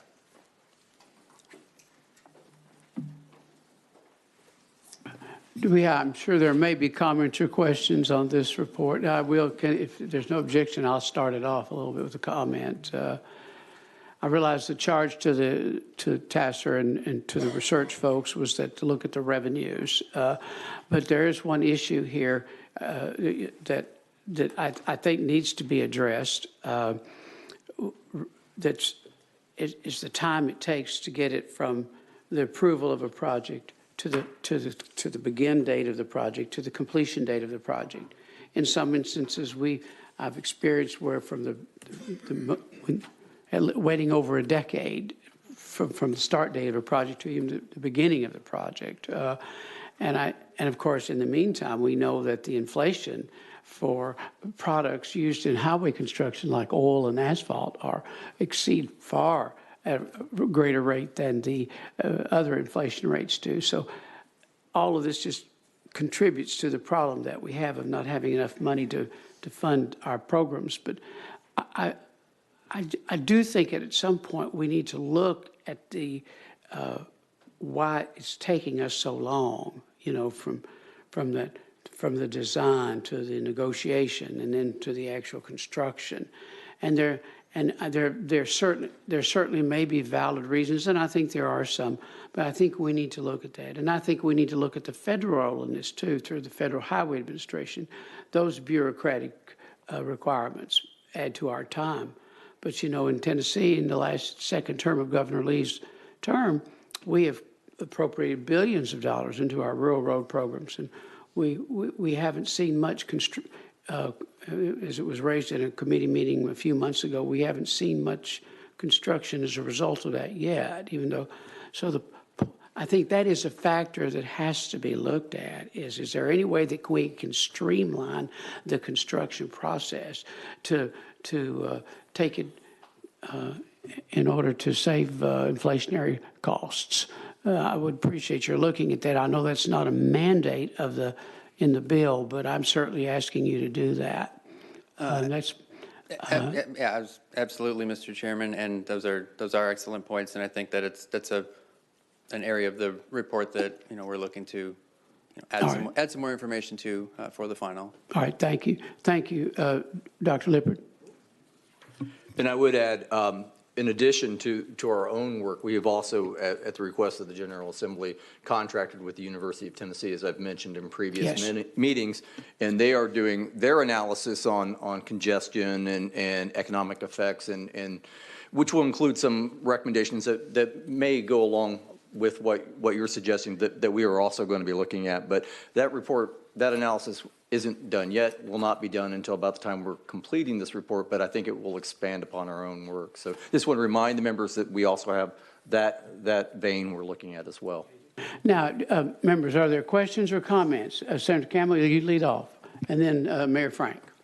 Thank you, Mr. Chair. I agree with you, by the way, that mutual efficiencies and operational analysis is a component of this that is crucial, because I noticed that TDOT was actually employing just-in-time delivery. That wasn't the nomenclature, but it was something along the lines of, when I was in business school, we called it just-in-time, but it basically meant that, if you're doing one thing in one place, let's take advantage of the fact that you have that operation going on to do it in another place, juxtaposed to elongating the process so it's all linear. For each process, because that can actually be a huge time saver. I just had a few questions. You ended right before we were looking at reduction, which I think is a very important component of this, because one thing that we can certainly do to improve the cost outlook of this is reduce traffic. And it's always hard to figure out what the cost benefit of those sorts of things are, but we do know that there's a huge benefit, because we have comparables with other states. A question about the mileage apportioned fees that you mentioned. You indicated when you were talking about mileage apportioned fees that that's already happening. Yes, Senator. So the International Registration Plan, IRP, is a multi-state North American system that when a truck gets the plate that says apportioned on it and travels throughout the country for commercial purposes, they report that mileage that they travel in each state and pay portions of those states' fees to each state. So for trucks that are traveling through Tennessee, registered with IRP that are crossing through the state, they're reporting mileage traveled and paying a portion of what they would pay if they were registered based in Tennessee. Mr. Chair. Oh. Yes, continue. Thank you. And so my other question was, you have projections and increased revenue based on over time. So you're giving us the 2048 outlook and the next year outlook. Are you increasing that income based upon inflation or growth?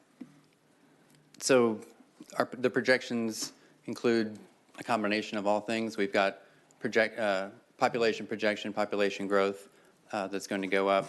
We've got things like travel, fuel usage, so the effects of fewer gas-powered vehicles, more fuel-efficient vehicles over time is factored into, where our projections for fuel tax revenue are going to be. So we tried to combine as many variables as possible and get as best of a projection one can get for, this far out into the future, of course. If you could I think, if you told your question, Senator, I believe, can we let Senator Love and Mayor Frank are waiting, then we'll come back to you. Is that all right, ma'am? Representative Love. Okay, I thought you, Mayor Frank? Mayor Frank said it. If you'd like to continue, go ahead and finish up. Let this be your question, last question, Senator, for now. Just one more question. I'd be remiss if I didn't talk about other options that are a little bit outside of the box here. Certainly pot for potholes, which is a huge source of revenue that we could look at. Tolls, it didn't look to me like we were talking about tolls much. And then I just wanted to reemphasize that reduction is something that I think would be a great thing to look into. Thank you, Mr. Speaker, Mr. Chair. Mayor Frank, you're next. You're up. Yes, when you talk about, I agree with the idea that strategic debt can be a help. When you were defining that or looking at that, you use the term construction, and I know that you separated in the report planning and development and all of the phases. When you're talking about borrowing, are you talking about strictly for the actual construction process? And I ask that because, to Senator Yeager, Chairman Yeager's point, I mean, these projects are very long, and you wouldn't want to be carrying debt on the whole particular project, but it would make sense maybe on the hard construction cost phase when you're actually up and running. Thank you for the question. And yes, so that's kind of where we say, we're giving an example of how it could work generally and pointing out that timing and how exactly that kind of financing would work would be, project specific, something that would need to really be looked at on a case-by-case basis. We have like a kind of a simplified example, page 67, table 14, where we pulled a few projects from the public infrastructure needs inventory that had been in the inventory for a number of years, and estimated what their cost, how much those costs have increased in that time.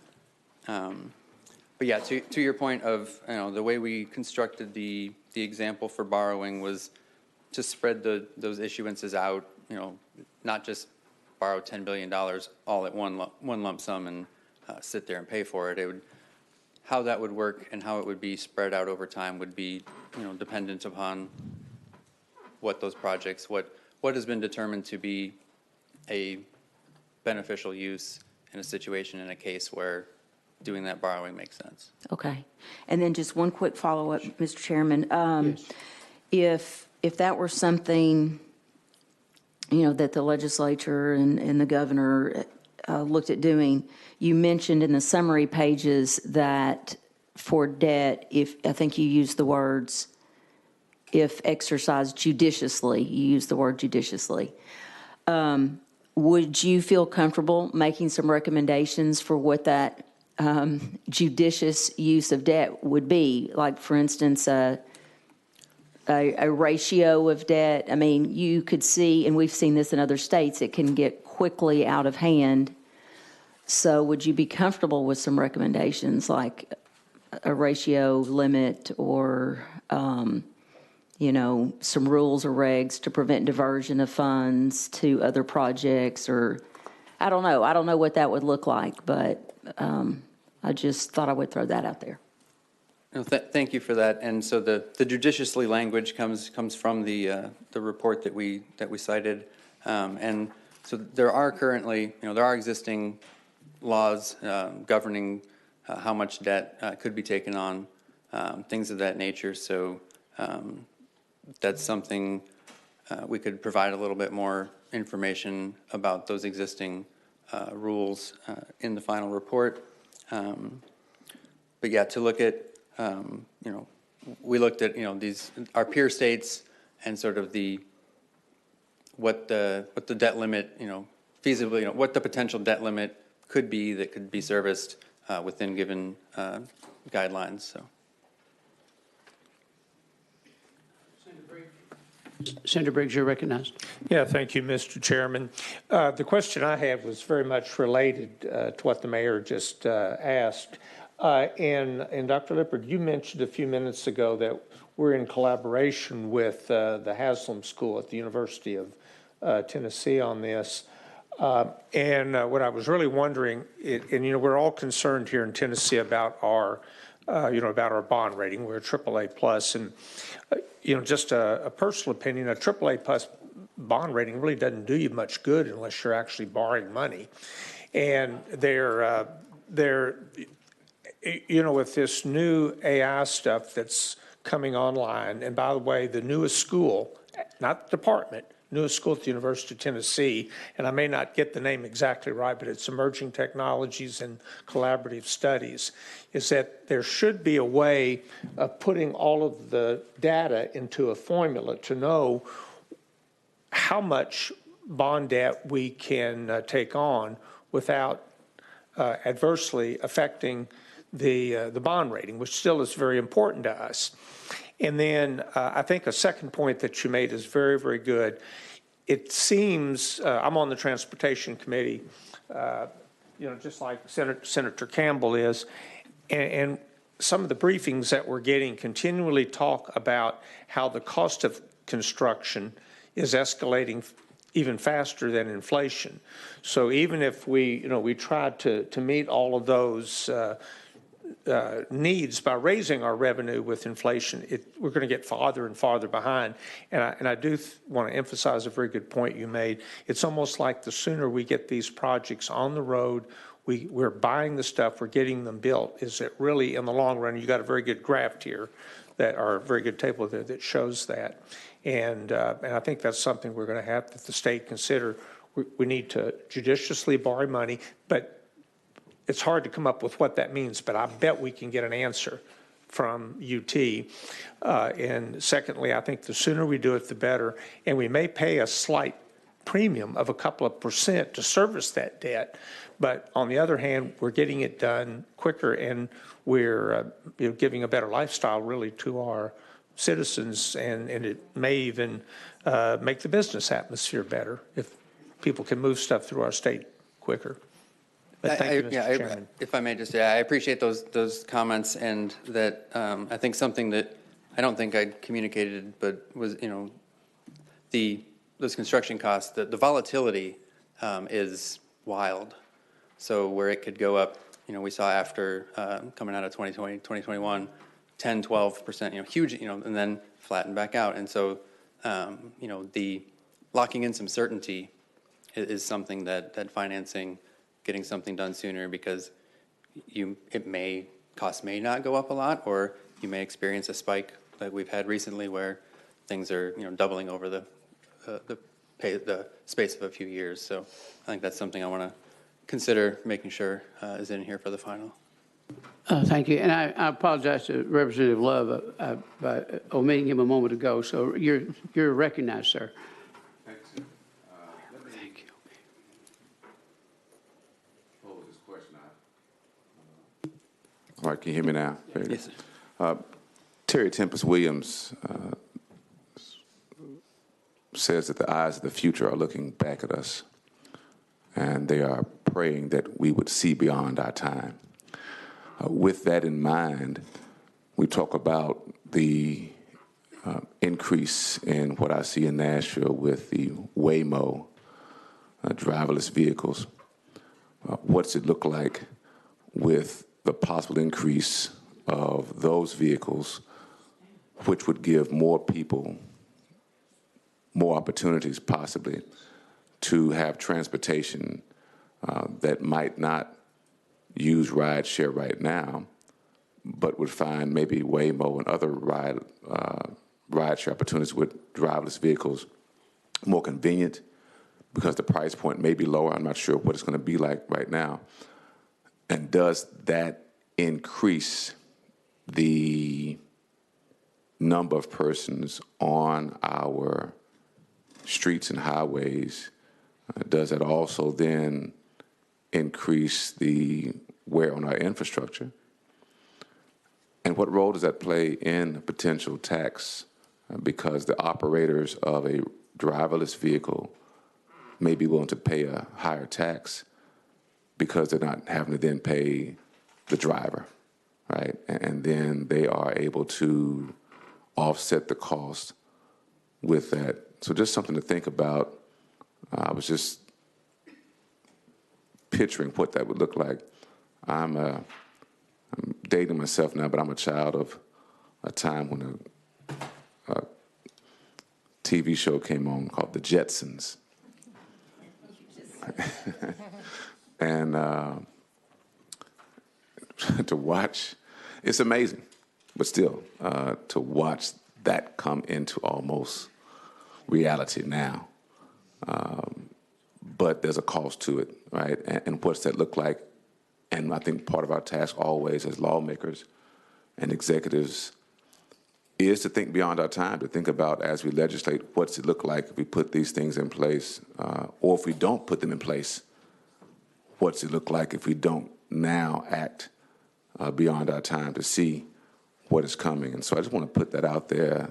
Don't want to increase your workload, but just I thought about it as I've seen so many of these vehicles now in the process of getting ready to map out more streets and working on all the kinks. What's it look like if those vehicles, well, when they come online, not if they do, but when they come online in more frequency. So thank you.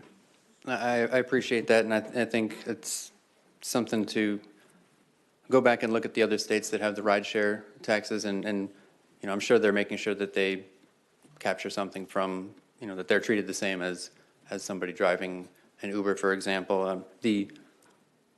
Our attempt to project revenue from a rideshare fee was probably the most wildly variable, you know, thing we've got in here. We have a good idea of how many people are going to drive cars and how much they're going to drive them and stuff. But if, you know, you get to a point where everybody, you know, 90% of the people in Tennessee are using rideshare 10 times a week, like that's, you know, if you just start taking the line and drawing it straight up, you know, that's not going to happen. But what, you know, so, you know, to your point of getting something in place to start capturing something from that is putting more cars on the road, and that there is some of the research we looked at that, you know, indicates that you've got people driving around looking to pick people up for rides that wouldn't be out there driving, you know, if they weren't performing that service. So it does contribute, and you know, is something that we're trying to get as much of that information in here as possible. So I appreciate the comments. Mayor Brown.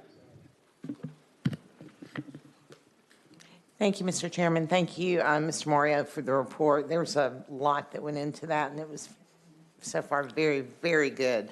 A couple of comments and then one question. One, I wanted to mention I do think and I do believe that TDOT is working on project delivery timelines so that they can expedite more so.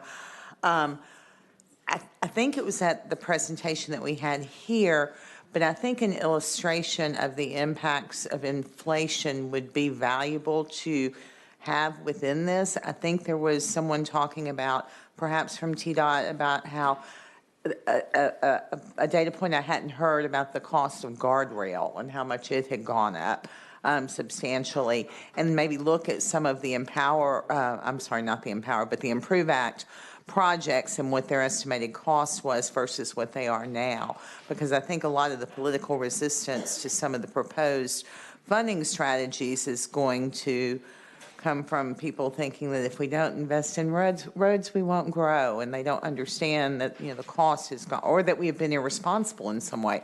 But the cost has truly gone up, and between the construction cost and the components cost, it is. I think you said that the inflation is really outpaced in this sector all of the other inflation that we've experienced. I appreciate the borrowing strategy very much. I do think further parameters about what percentage of capacity we should consider as a state. I did think that the autonomous rides fell under the ride share, but I'm not really certain about that. And then the one thing that I did want to ask was, and I thought I'd asked this before, but I may have just thought it, about parking fees. You have all the license plate readers that read all of everywhere that you park, and I don't think that's a revenue source that will grow. I think it will shrink over time, but I think if there were some ability to tax that in some way, and now also it's crossed my mind, I'll just put this out there for, I guess, brainstorming purposes, is that especially when your fees are related to your license plate readers, you could eliminate local residents from that, but you could still charge visitors. You could eliminate Tennessee resident vehicles versus out-of-state vehicles. But anyway, that was just a thought on that I wanted to offer. Thank you. Thank you. Are there other comments or questions? Representative Williams, and then Mary, okay. Representative, and then the mayor. Thank you for the report.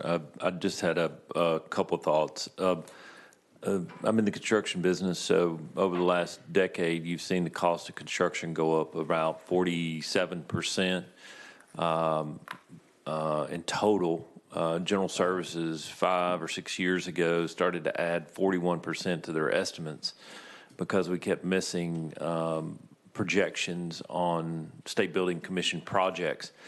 But what I found over the same period of time, that the cost to deliver a road and the ancillary projects or components of the road, whether it be right-of-way or reinforced concrete pipe or paving or aggregate, has gone up more than 110%. And until we can look at all the different methods of funding, and which I think are important to do, which you've done a phenomenal job at. But I do think we need to do a deep dive into finding out why the cost is so much more. I know when you look at labor rates in the construction business, they have increased pretty normally, but the labor cost for road builders has tripled what it costs to deliver a road. Why is that? If we don't answer the question of cost, we're never going to get ahead of the curve. We can't tax our way out of this situation. Your graph shows that. I do think one of the things that was considered, albeit not supported by many in the General Assembly this year, is there are mechanisms by which we can fund road projects using non-recurring money instead of recurring money. For instance, because the majority, almost half of our monies generated for the state are non-recurring revenues. We spent a little over $1.6 billion in non-recurring money on things in the legislature. If we were to earmark some non-recurring money to the road fund for a short period of time, just out of interest earnings, instead of spending it on other things, these were the monies that we, portions of the money that we spent in the $4 billion in the last 5 years. So there was a bill this year that allowed for a percentage of interest earnings to be directed towards the general fund, which, and of course, these are monies that are unpredictable. in the short term, but in the long term, they build over time. And I think if we don't look at all the different aspects instead of just recurring revenue, we're never going to get ahead of the game.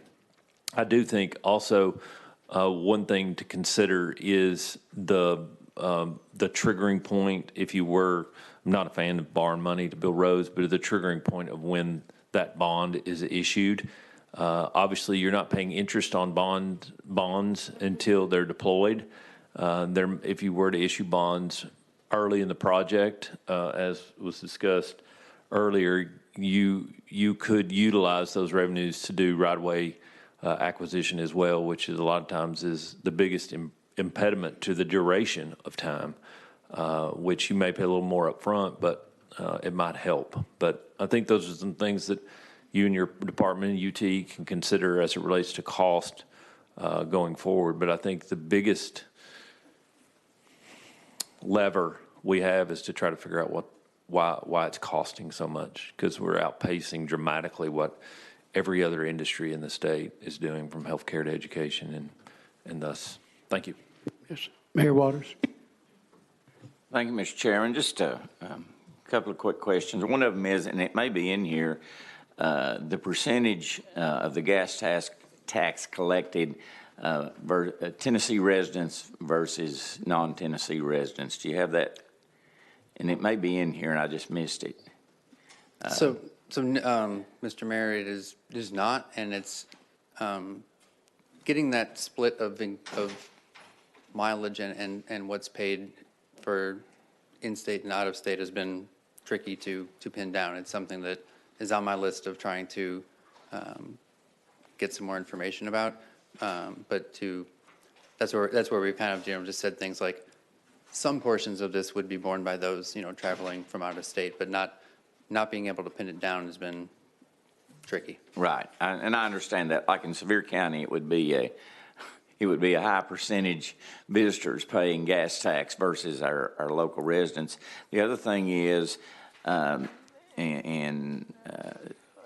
we have partnered with TDOT on some projects, local government paying a percentage of those projects to get TDOT to move those projects up in their priority list because they're so important to our area, not just for the visitors, but also for our residents.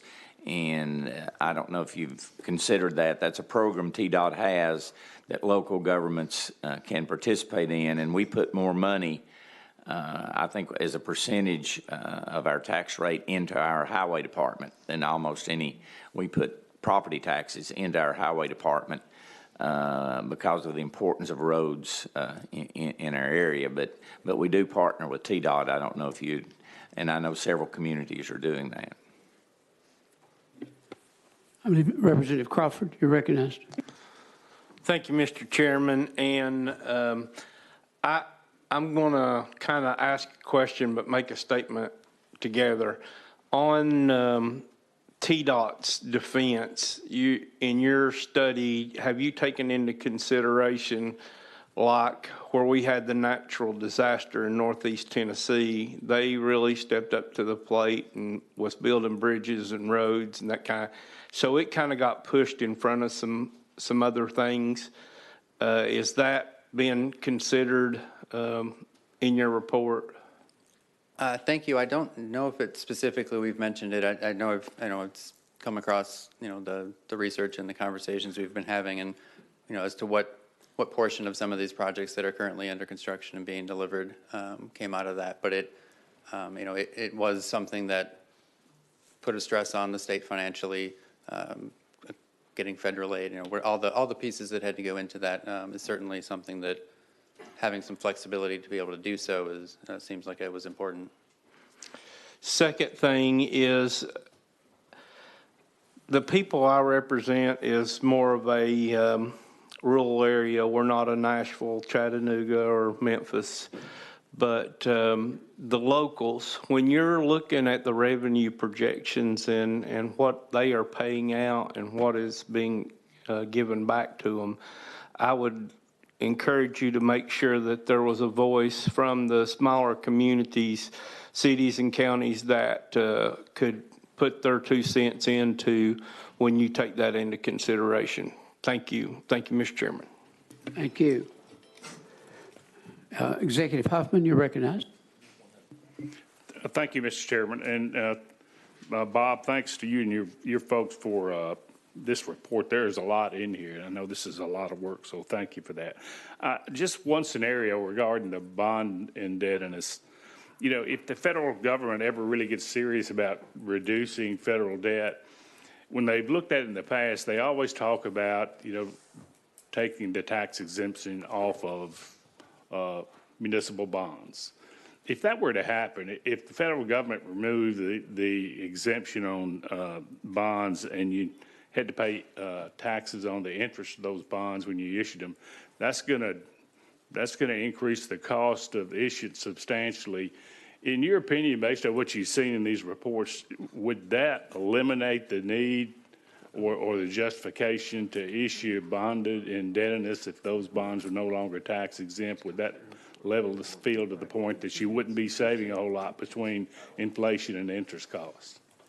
I appreciate the question. I don't remember coming across any research that looks at what that potential effect would be. It was kind of beyond, you know, that I think we're hoping that, you know, for scenarios to consider whether that's a good option, you know, that exemption remains in, you know, Yeah, makes these an attractive investment for people to use. Yeah, and if that were a serious issue, if it were really being debated, you can expect a flurry, I suspect, of tax-exempt bonded indebtedness coming, trying to get ahead of the new legislation, and that might drive up the cost as well. But that's all I have, Mr. Chairman. Thanks, sir. Representative Williams and then Commissioner Bryson. Representative, you're recognized. Thank you. I did want to also meant to comment. Commissioner Reed, TDOT, there was some discussion earlier in the year about the Federal Highway Transportation Safety Funds and the formulary in which they generate in order to do that. I don't think it's been changed in a long time. And he was going to, he had a meeting in D.C., I think in March or April of this year, with the premise behind trying to change. Of course, we've added 500,000 or 600,000 new citizens in the state of Tennessee, and we're still getting funded based upon where it was 15, 20 years ago. And so did your formulary impact any growth from the federal government? It looked like it did, but I didn't know if it was CPI adjusted growth, or was it an actual change to the formulary that reflected what might be new or more revenues from federal government? No, yeah, our assumption, I think it says in there somewhere of, you know, assumptions are that existing federal programs would continue to operate the way that they currently do. And the long-term projections were that the increase from IIJA would get spent down, and if they return back to that, you know, pre-IIJA level, that's kind of where we took our shoot from there. So we didn't consider possibilities of how appropriations might be changed. Might be worth just to reach out to TDOT again, ask how the meeting went, see if what their optimism level is as it relates to their discussion with the Fed regarding those funds. I think obviously, as I said before, we're not going to be able to tax our way out of this, but if we were to get a more fair allocation of revenues from the federal government as it relates to our roads, with so many interstates bisecting our state, I think it's incumbent upon us to try to find a way to get more revenue and contact our congressional or federal delegation to see that they are advocating in the same fashion. Thank you. Commissioner. Yeah, thank you very much.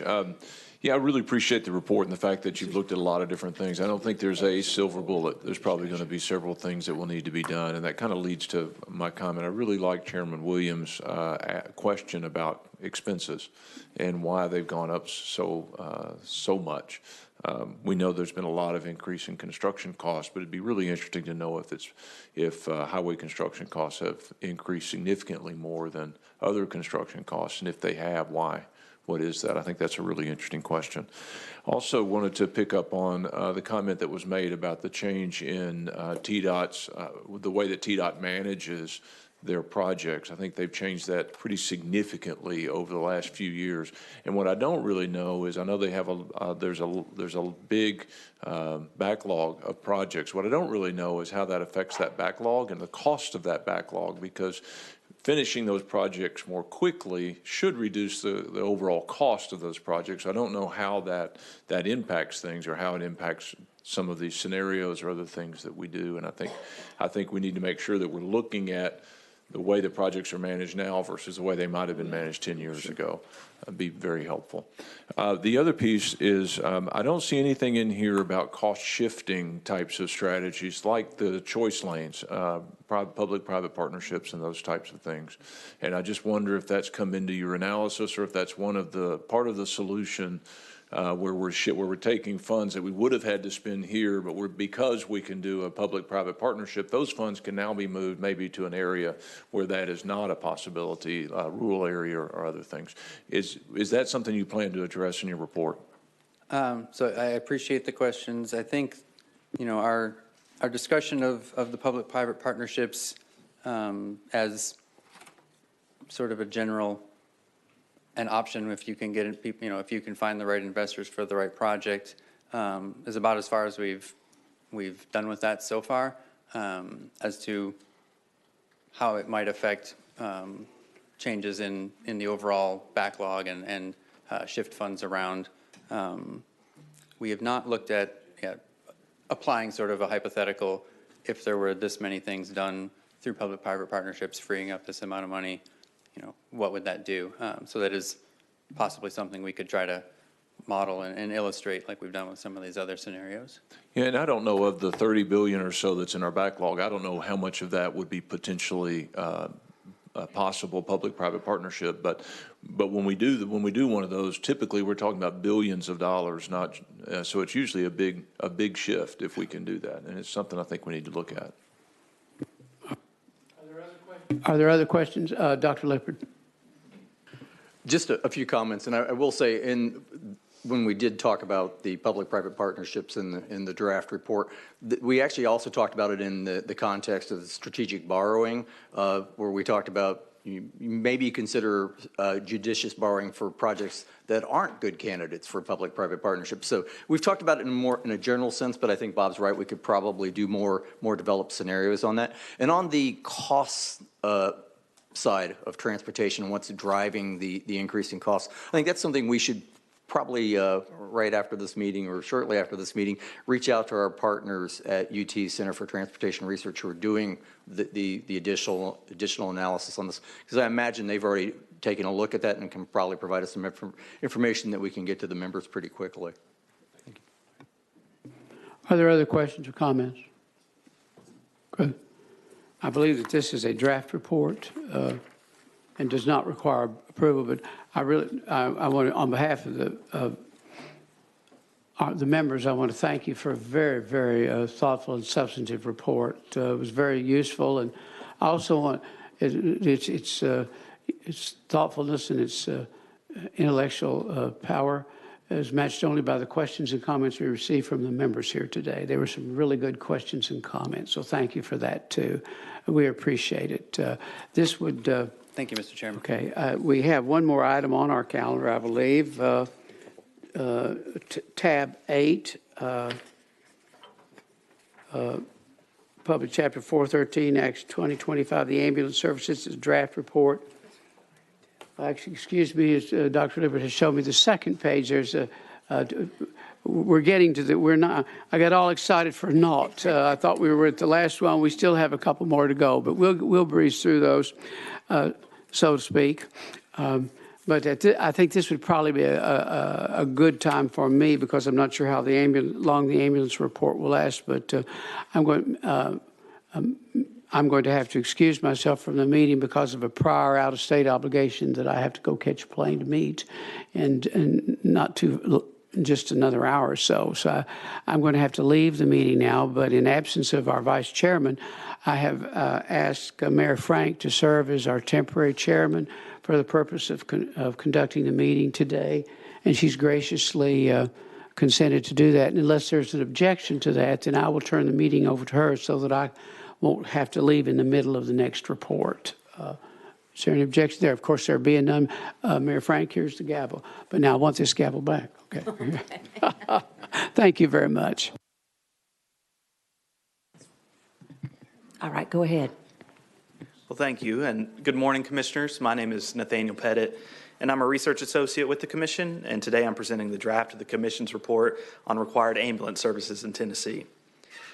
Public Chapter 413, Acts of 2025, directed the Commission to study the economic impact on counties that are required to provide ambulance services, which counties provide services directly or franchise those services, which municipalities provide ambulance services, and whether policy changes may benefit the overall health and delivery of ambulance services in the state. Additionally, the Act directed the Commission to study emergency and non-emergency transport, reimbursement including from commercial payers, Medicare, Medicaid, and the way counties and municipalities fund the deficit at which these services operate. To do so, Commission staff interviewed nearly 100 stakeholders, requested and analyzed data from several state departments, and reviewed literature from ambulance-specific and related sources. Additionally, Commission staff recently received further data from TennCare that we will continue to analyze and integrate into the final report where appropriate. Tennessee designated ambulance services as essential in 2021, making counties responsible for ensuring that at least one licensed ambulance service is operating in their county. All 95 counties follow that rule, providing ambulance service either directly or indirectly. Currently, 63 counties provide ambulance services directly. 3 use their county hospital, and 60 use a non-hospital service. The remaining 32 counties provide their service via agreement with a third party, either another government entity, a for-profit organization, or a nonprofit organization. Commission staff created a table categorizing counties based on how they provide their service, among other factors, available on page 14 of the draft report. Excluding counties with extreme values or no data, counties' average expenditures for ambulance services increased from $1.8 million in fiscal year 2020 to 21 to $2.7 million in fiscal year 2023 to 24. Average revenue, expenditures, and the average deficit are represented in Table 2 on page 18 of the draft report. A recently proposed rule by the Center for Medicare and Medicaid Services that caps TennCare payments may put further pressure on county budgets as it could potentially reduce ambulance service revenue. While counties are responsible for ensuring ambulance services are available in the county, cities contribute to emergency service in their areas in a few different ways. 11 cities fund their own ambulance services, while others voluntarily assist their county's ambulance service. This assistance may come directly via funding agreements or via in-kind contributions, like having their fire department respond to emergency medical calls, or by collaborating to build a county ambulance bay on city-owned property. The original version of the bill that became our study would have required a municipality that does not provide ambulance service to reimburse the county in proportion to the percentage of the county's population housed within the city, up to 50% of the ambulance service's total cost. Stakeholders say that city residents already help fund county ambulance services through their county taxes, and the bill could have the unintended consequence of cities starting their own ambulance services, resulting in counties paying more to provide service in outlying unincorporated areas. For these reasons, and because of voluntary cooperative arrangements many cities and counties have already adopted, the Commission does not recommend Senate Bill 160 and House Bill 83 as originally filed, but instead encourages counties and cities to continue exploring mutually beneficial avenues to share costs and improve ambulance services. Other alternatives to the original bill exist. Equipment costs are the third largest cost category for ambulance services nationally. The General Assembly has funded ambulance equipment grants over some of the past few years, but the grants are not recurring. There are recurring grants for other state-required county services like emergency management, law enforcement, roads and bridges, solid waste, and stormwater. Changing the equipment grant from non-recurring to recurring could help ambulance services better plan for needed equipment purchases. For these reasons, the Commission recommends the General Assembly make funding for the equipment grant recurring. Labor costs are the largest cost category for ambulance services nationally. In addition to programs offered through dual enrollment and training opportunities at the state's colleges, there are also 30 training centers operated by ambulance services, which provide training for emergency medical technicians and advanced emergency medical technicians. State law restricts the number of training centers to 30, but representatives of ambulance services say more training centers would help address staffing issues and that the statutory cap should be removed or increased.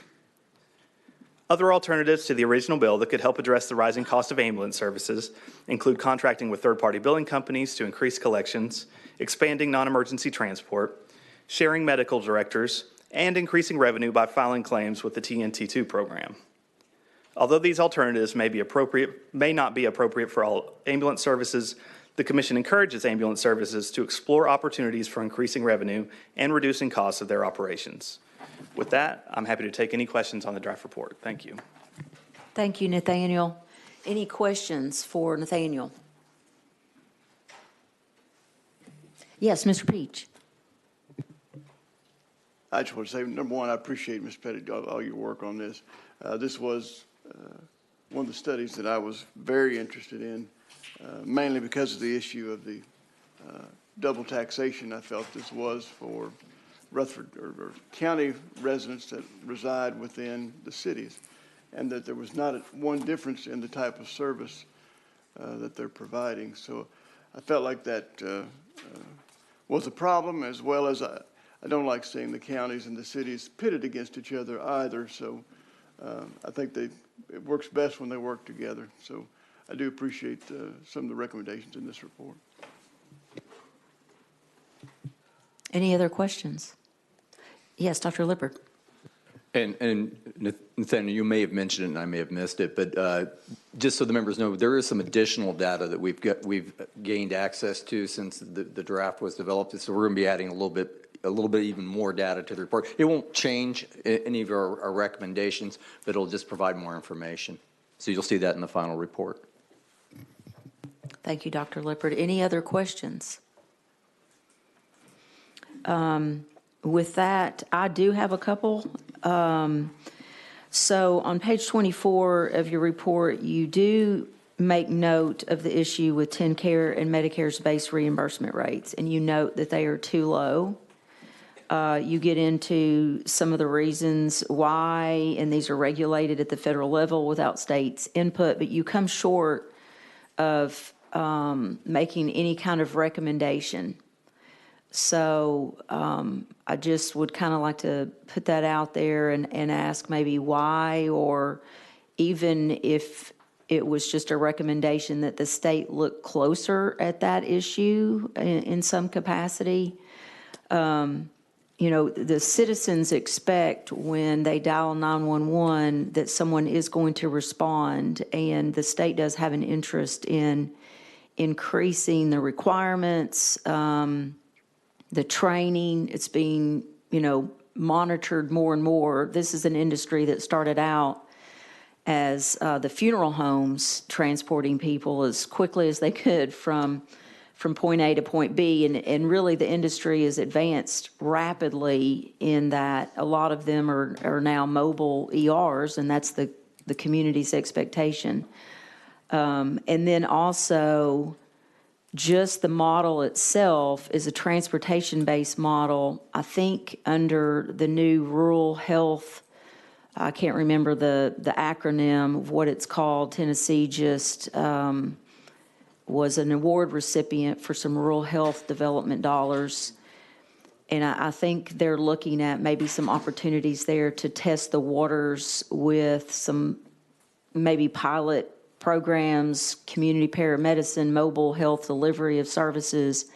But maybe there's something that could, even just be added there about that is a way to look at more revenues. Because you do kind of wrap it up by saying EMS, the system should continue to look for more revenue.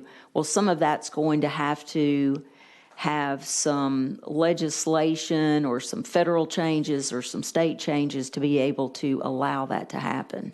So, sure, and thank you for both the questions. To start with the reimbursement portion of the report, you're correct that we do stop short of specific recommendation in that area. I'll kind of outline our thinking or walk up to our thinking in that. You're right that there's a few different payers. There are the private insurers who present their own problems to regulate, and then Medicare rates that are managed at the federal level. And then there are the Medicaid TennCare rates that are under the state's control. And we studied those very closely and modeled a few different recommendations in that area. Shortly before this meeting, about the middle of the month of May, CMS put out a new proposed rule that will limit state-directed payments to 110% of the Medicare rate. And Tennessee's rates, and this discussion mostly happens on pages 26 and 27. We kind of get into specific numbers about why Tennessee's rates will have to come down. So rather than try and force a recommendation in that area coming off of that new rule, we've been in constant contact with TennCare, trying to work through exactly what that change will mean for them, if there are alternatives that exist in that area, and if not, what other areas we would need to look at to make a reimbursement change. You're right that they do fall short of covering the cost of providing transport. Right now, Tennessee services are a bit fortunate in that, depending on how you look at it, in that TennCare will pay somewhere between 112 to 130% of the Medicare rate, but that's still not enough. And so, without getting to an actual recommendation, we wanted to outline those factors and point out that they are very real and affecting ambulance services. And we'll continue to talk to TennCare about what they plan to do with that new rule and see if anything is born out of those conversations. You mentioned the Rural Health Transformation Program, which does have a couple of things which are going to be helpful for ambulance services. I think my understanding is that either currently or soon, the process for applying for grants for new ambulances in rural areas will open, which, as the Rolling Stock report has covered, and we heard throughout the study of this report, the vehicles are difficult to come by, and so I think those will help.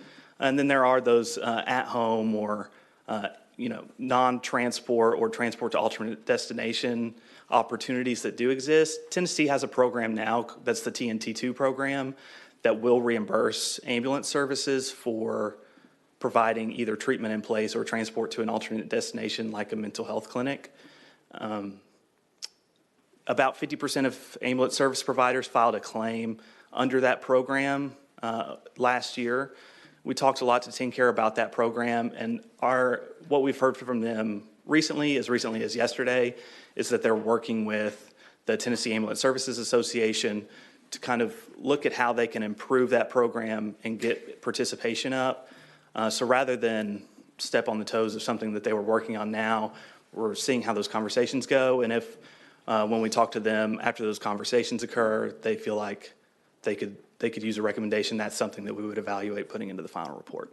Thank you so much. Of course, yeah. Anything else? All right, thank you. Next, yes, Public Chapter 341, Michael Mount, Acts of 2023. Thank you, Chairman. Commissioners, my name is Michael Mount.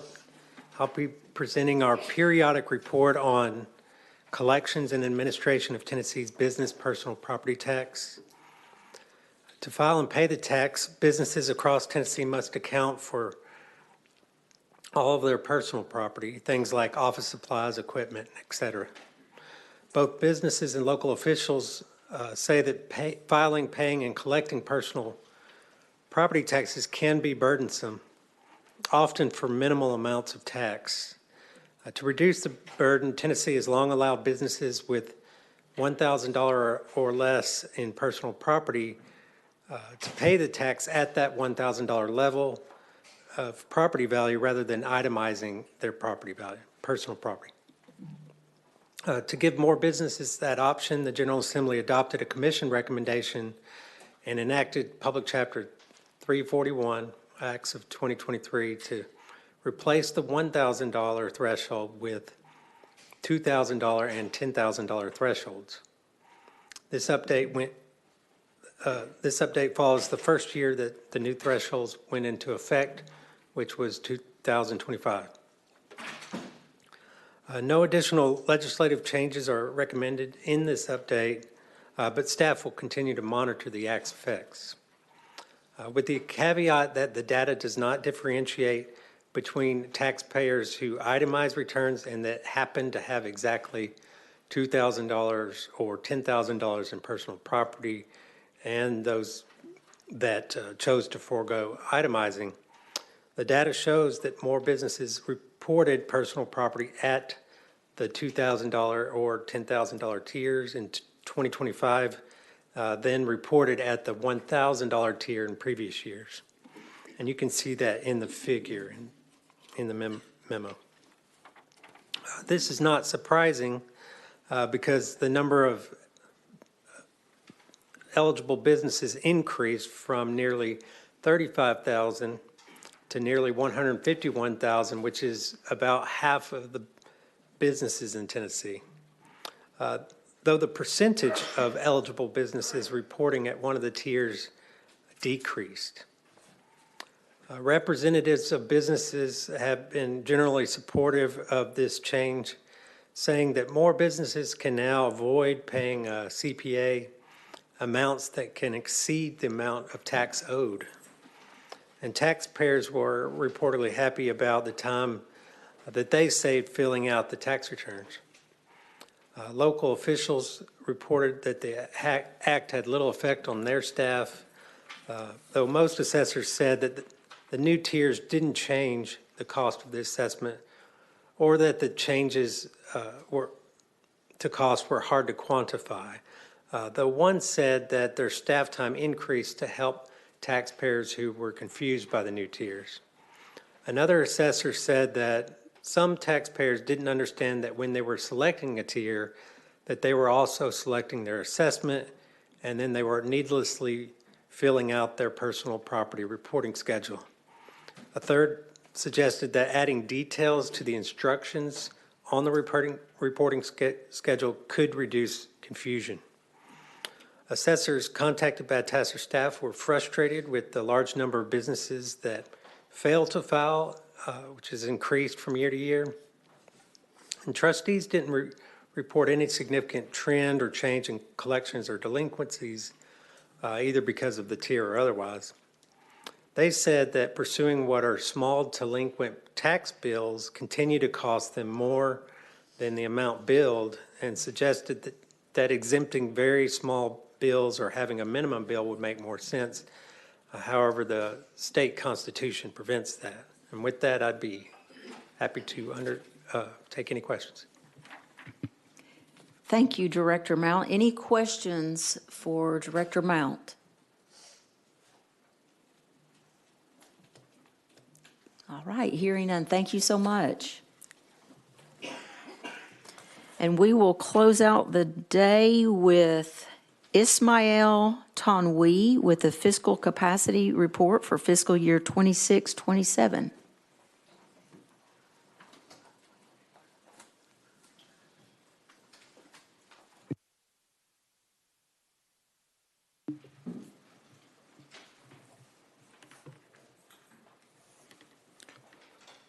Thank you, Chairman, Commissioners. I'm Ismail Tanwi, a research associate with the Commission, and I'll be presenting our annual report on fiscal capacity. I would like to start by providing a brief overview of TACIR, that is the Tennessee Investment in Student Achievement Funding Formula. It has 4 components, and of which 4 components, 2 use our fiscal capacity index, that is the base and the weight funding amounts. The base funding amount is a fixed dollar amount of funding per student, which for fiscal year 2026-27 has been set to $7,530 per student. Weighted funding is calculated based on a percentage of the base funding amounts for students that meet the criteria set in the state law. The local share of the base and the weight funding is allocated to the counties based on their fiscal capacities. The fiscal capacity is calculated by taking an average of the TACIR and SIPA models. SIPA model is produced by the University of Tennessee. The other 2 components, direct and outcome funding, are 100% funded by the state, and they are not equalized. Fiscal capacity answers the question how much each local government must contribute, and is done by measuring the potential ability of local governments to fund education from their own taxable sources, relative to their cost of providing services. It is a county-level model, which means all school systems within a county are treated as if they have the same fiscal capacity. To calculate fiscal capacity, a set of averages drawn from actual taxpayers' income and other variables are compared to the actual revenue. The amount of weight to give each variable is determined by estimating the statistical relationship between them. We use actual revenue as a control variable that keeps the estimates within the bounds of what local governments actually do. The method for calculating TACIR's model is multiple regression analysis, which is a commonly used method for understanding relationships among factors and determining how much weight to give each variable. Multiple linear regression analysis simultaneously compares all variables for all counties to determine how much weight to give each variable. These weights are multiplied by the variables for each county to estimate potential local revenue for each of the 95 counties. To show the relationship between fiscal capacity and some of the specific variables, other things being equal, from this table, when taxpayers or per capita income increases, we expect to see fiscal capacity increase as well. In contrast, when the tax burden or service burden variable increases, we expect counties' fiscal capacity to decrease. We are going to discuss these variables in detail in the next few slides. We'll begin by the on-source revenue per student. This is the actual amount of money local governments actually raise to fund their schools divided by enrollment, which is the average daily membership. This is a control variable that gives the estimates within the bounds of what local governments actually do.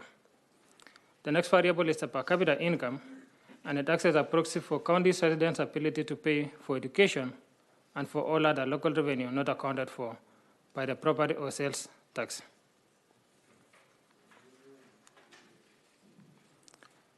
We also have the sales tax paid per student and equalized property assessment. These are the tax-based variables. The other two variables is the equalized residential and farm assessment divided by the total equalized assessment. In the TACIR model, equalized residential and farm assessment divided by the total equalized assessment estimates a county's potential ability to expose taxes through business activity. The service responsibility is measured by dividing the total number of students in public schools by the entire population. The larger the number of public school students per 100 residents, the greater the fiscal burden for each taxpayer. An important thing to remember is that a county's share of statewide fiscal capacity depends on both the county's growth in fiscal capacity and the growth of the other 94 counties.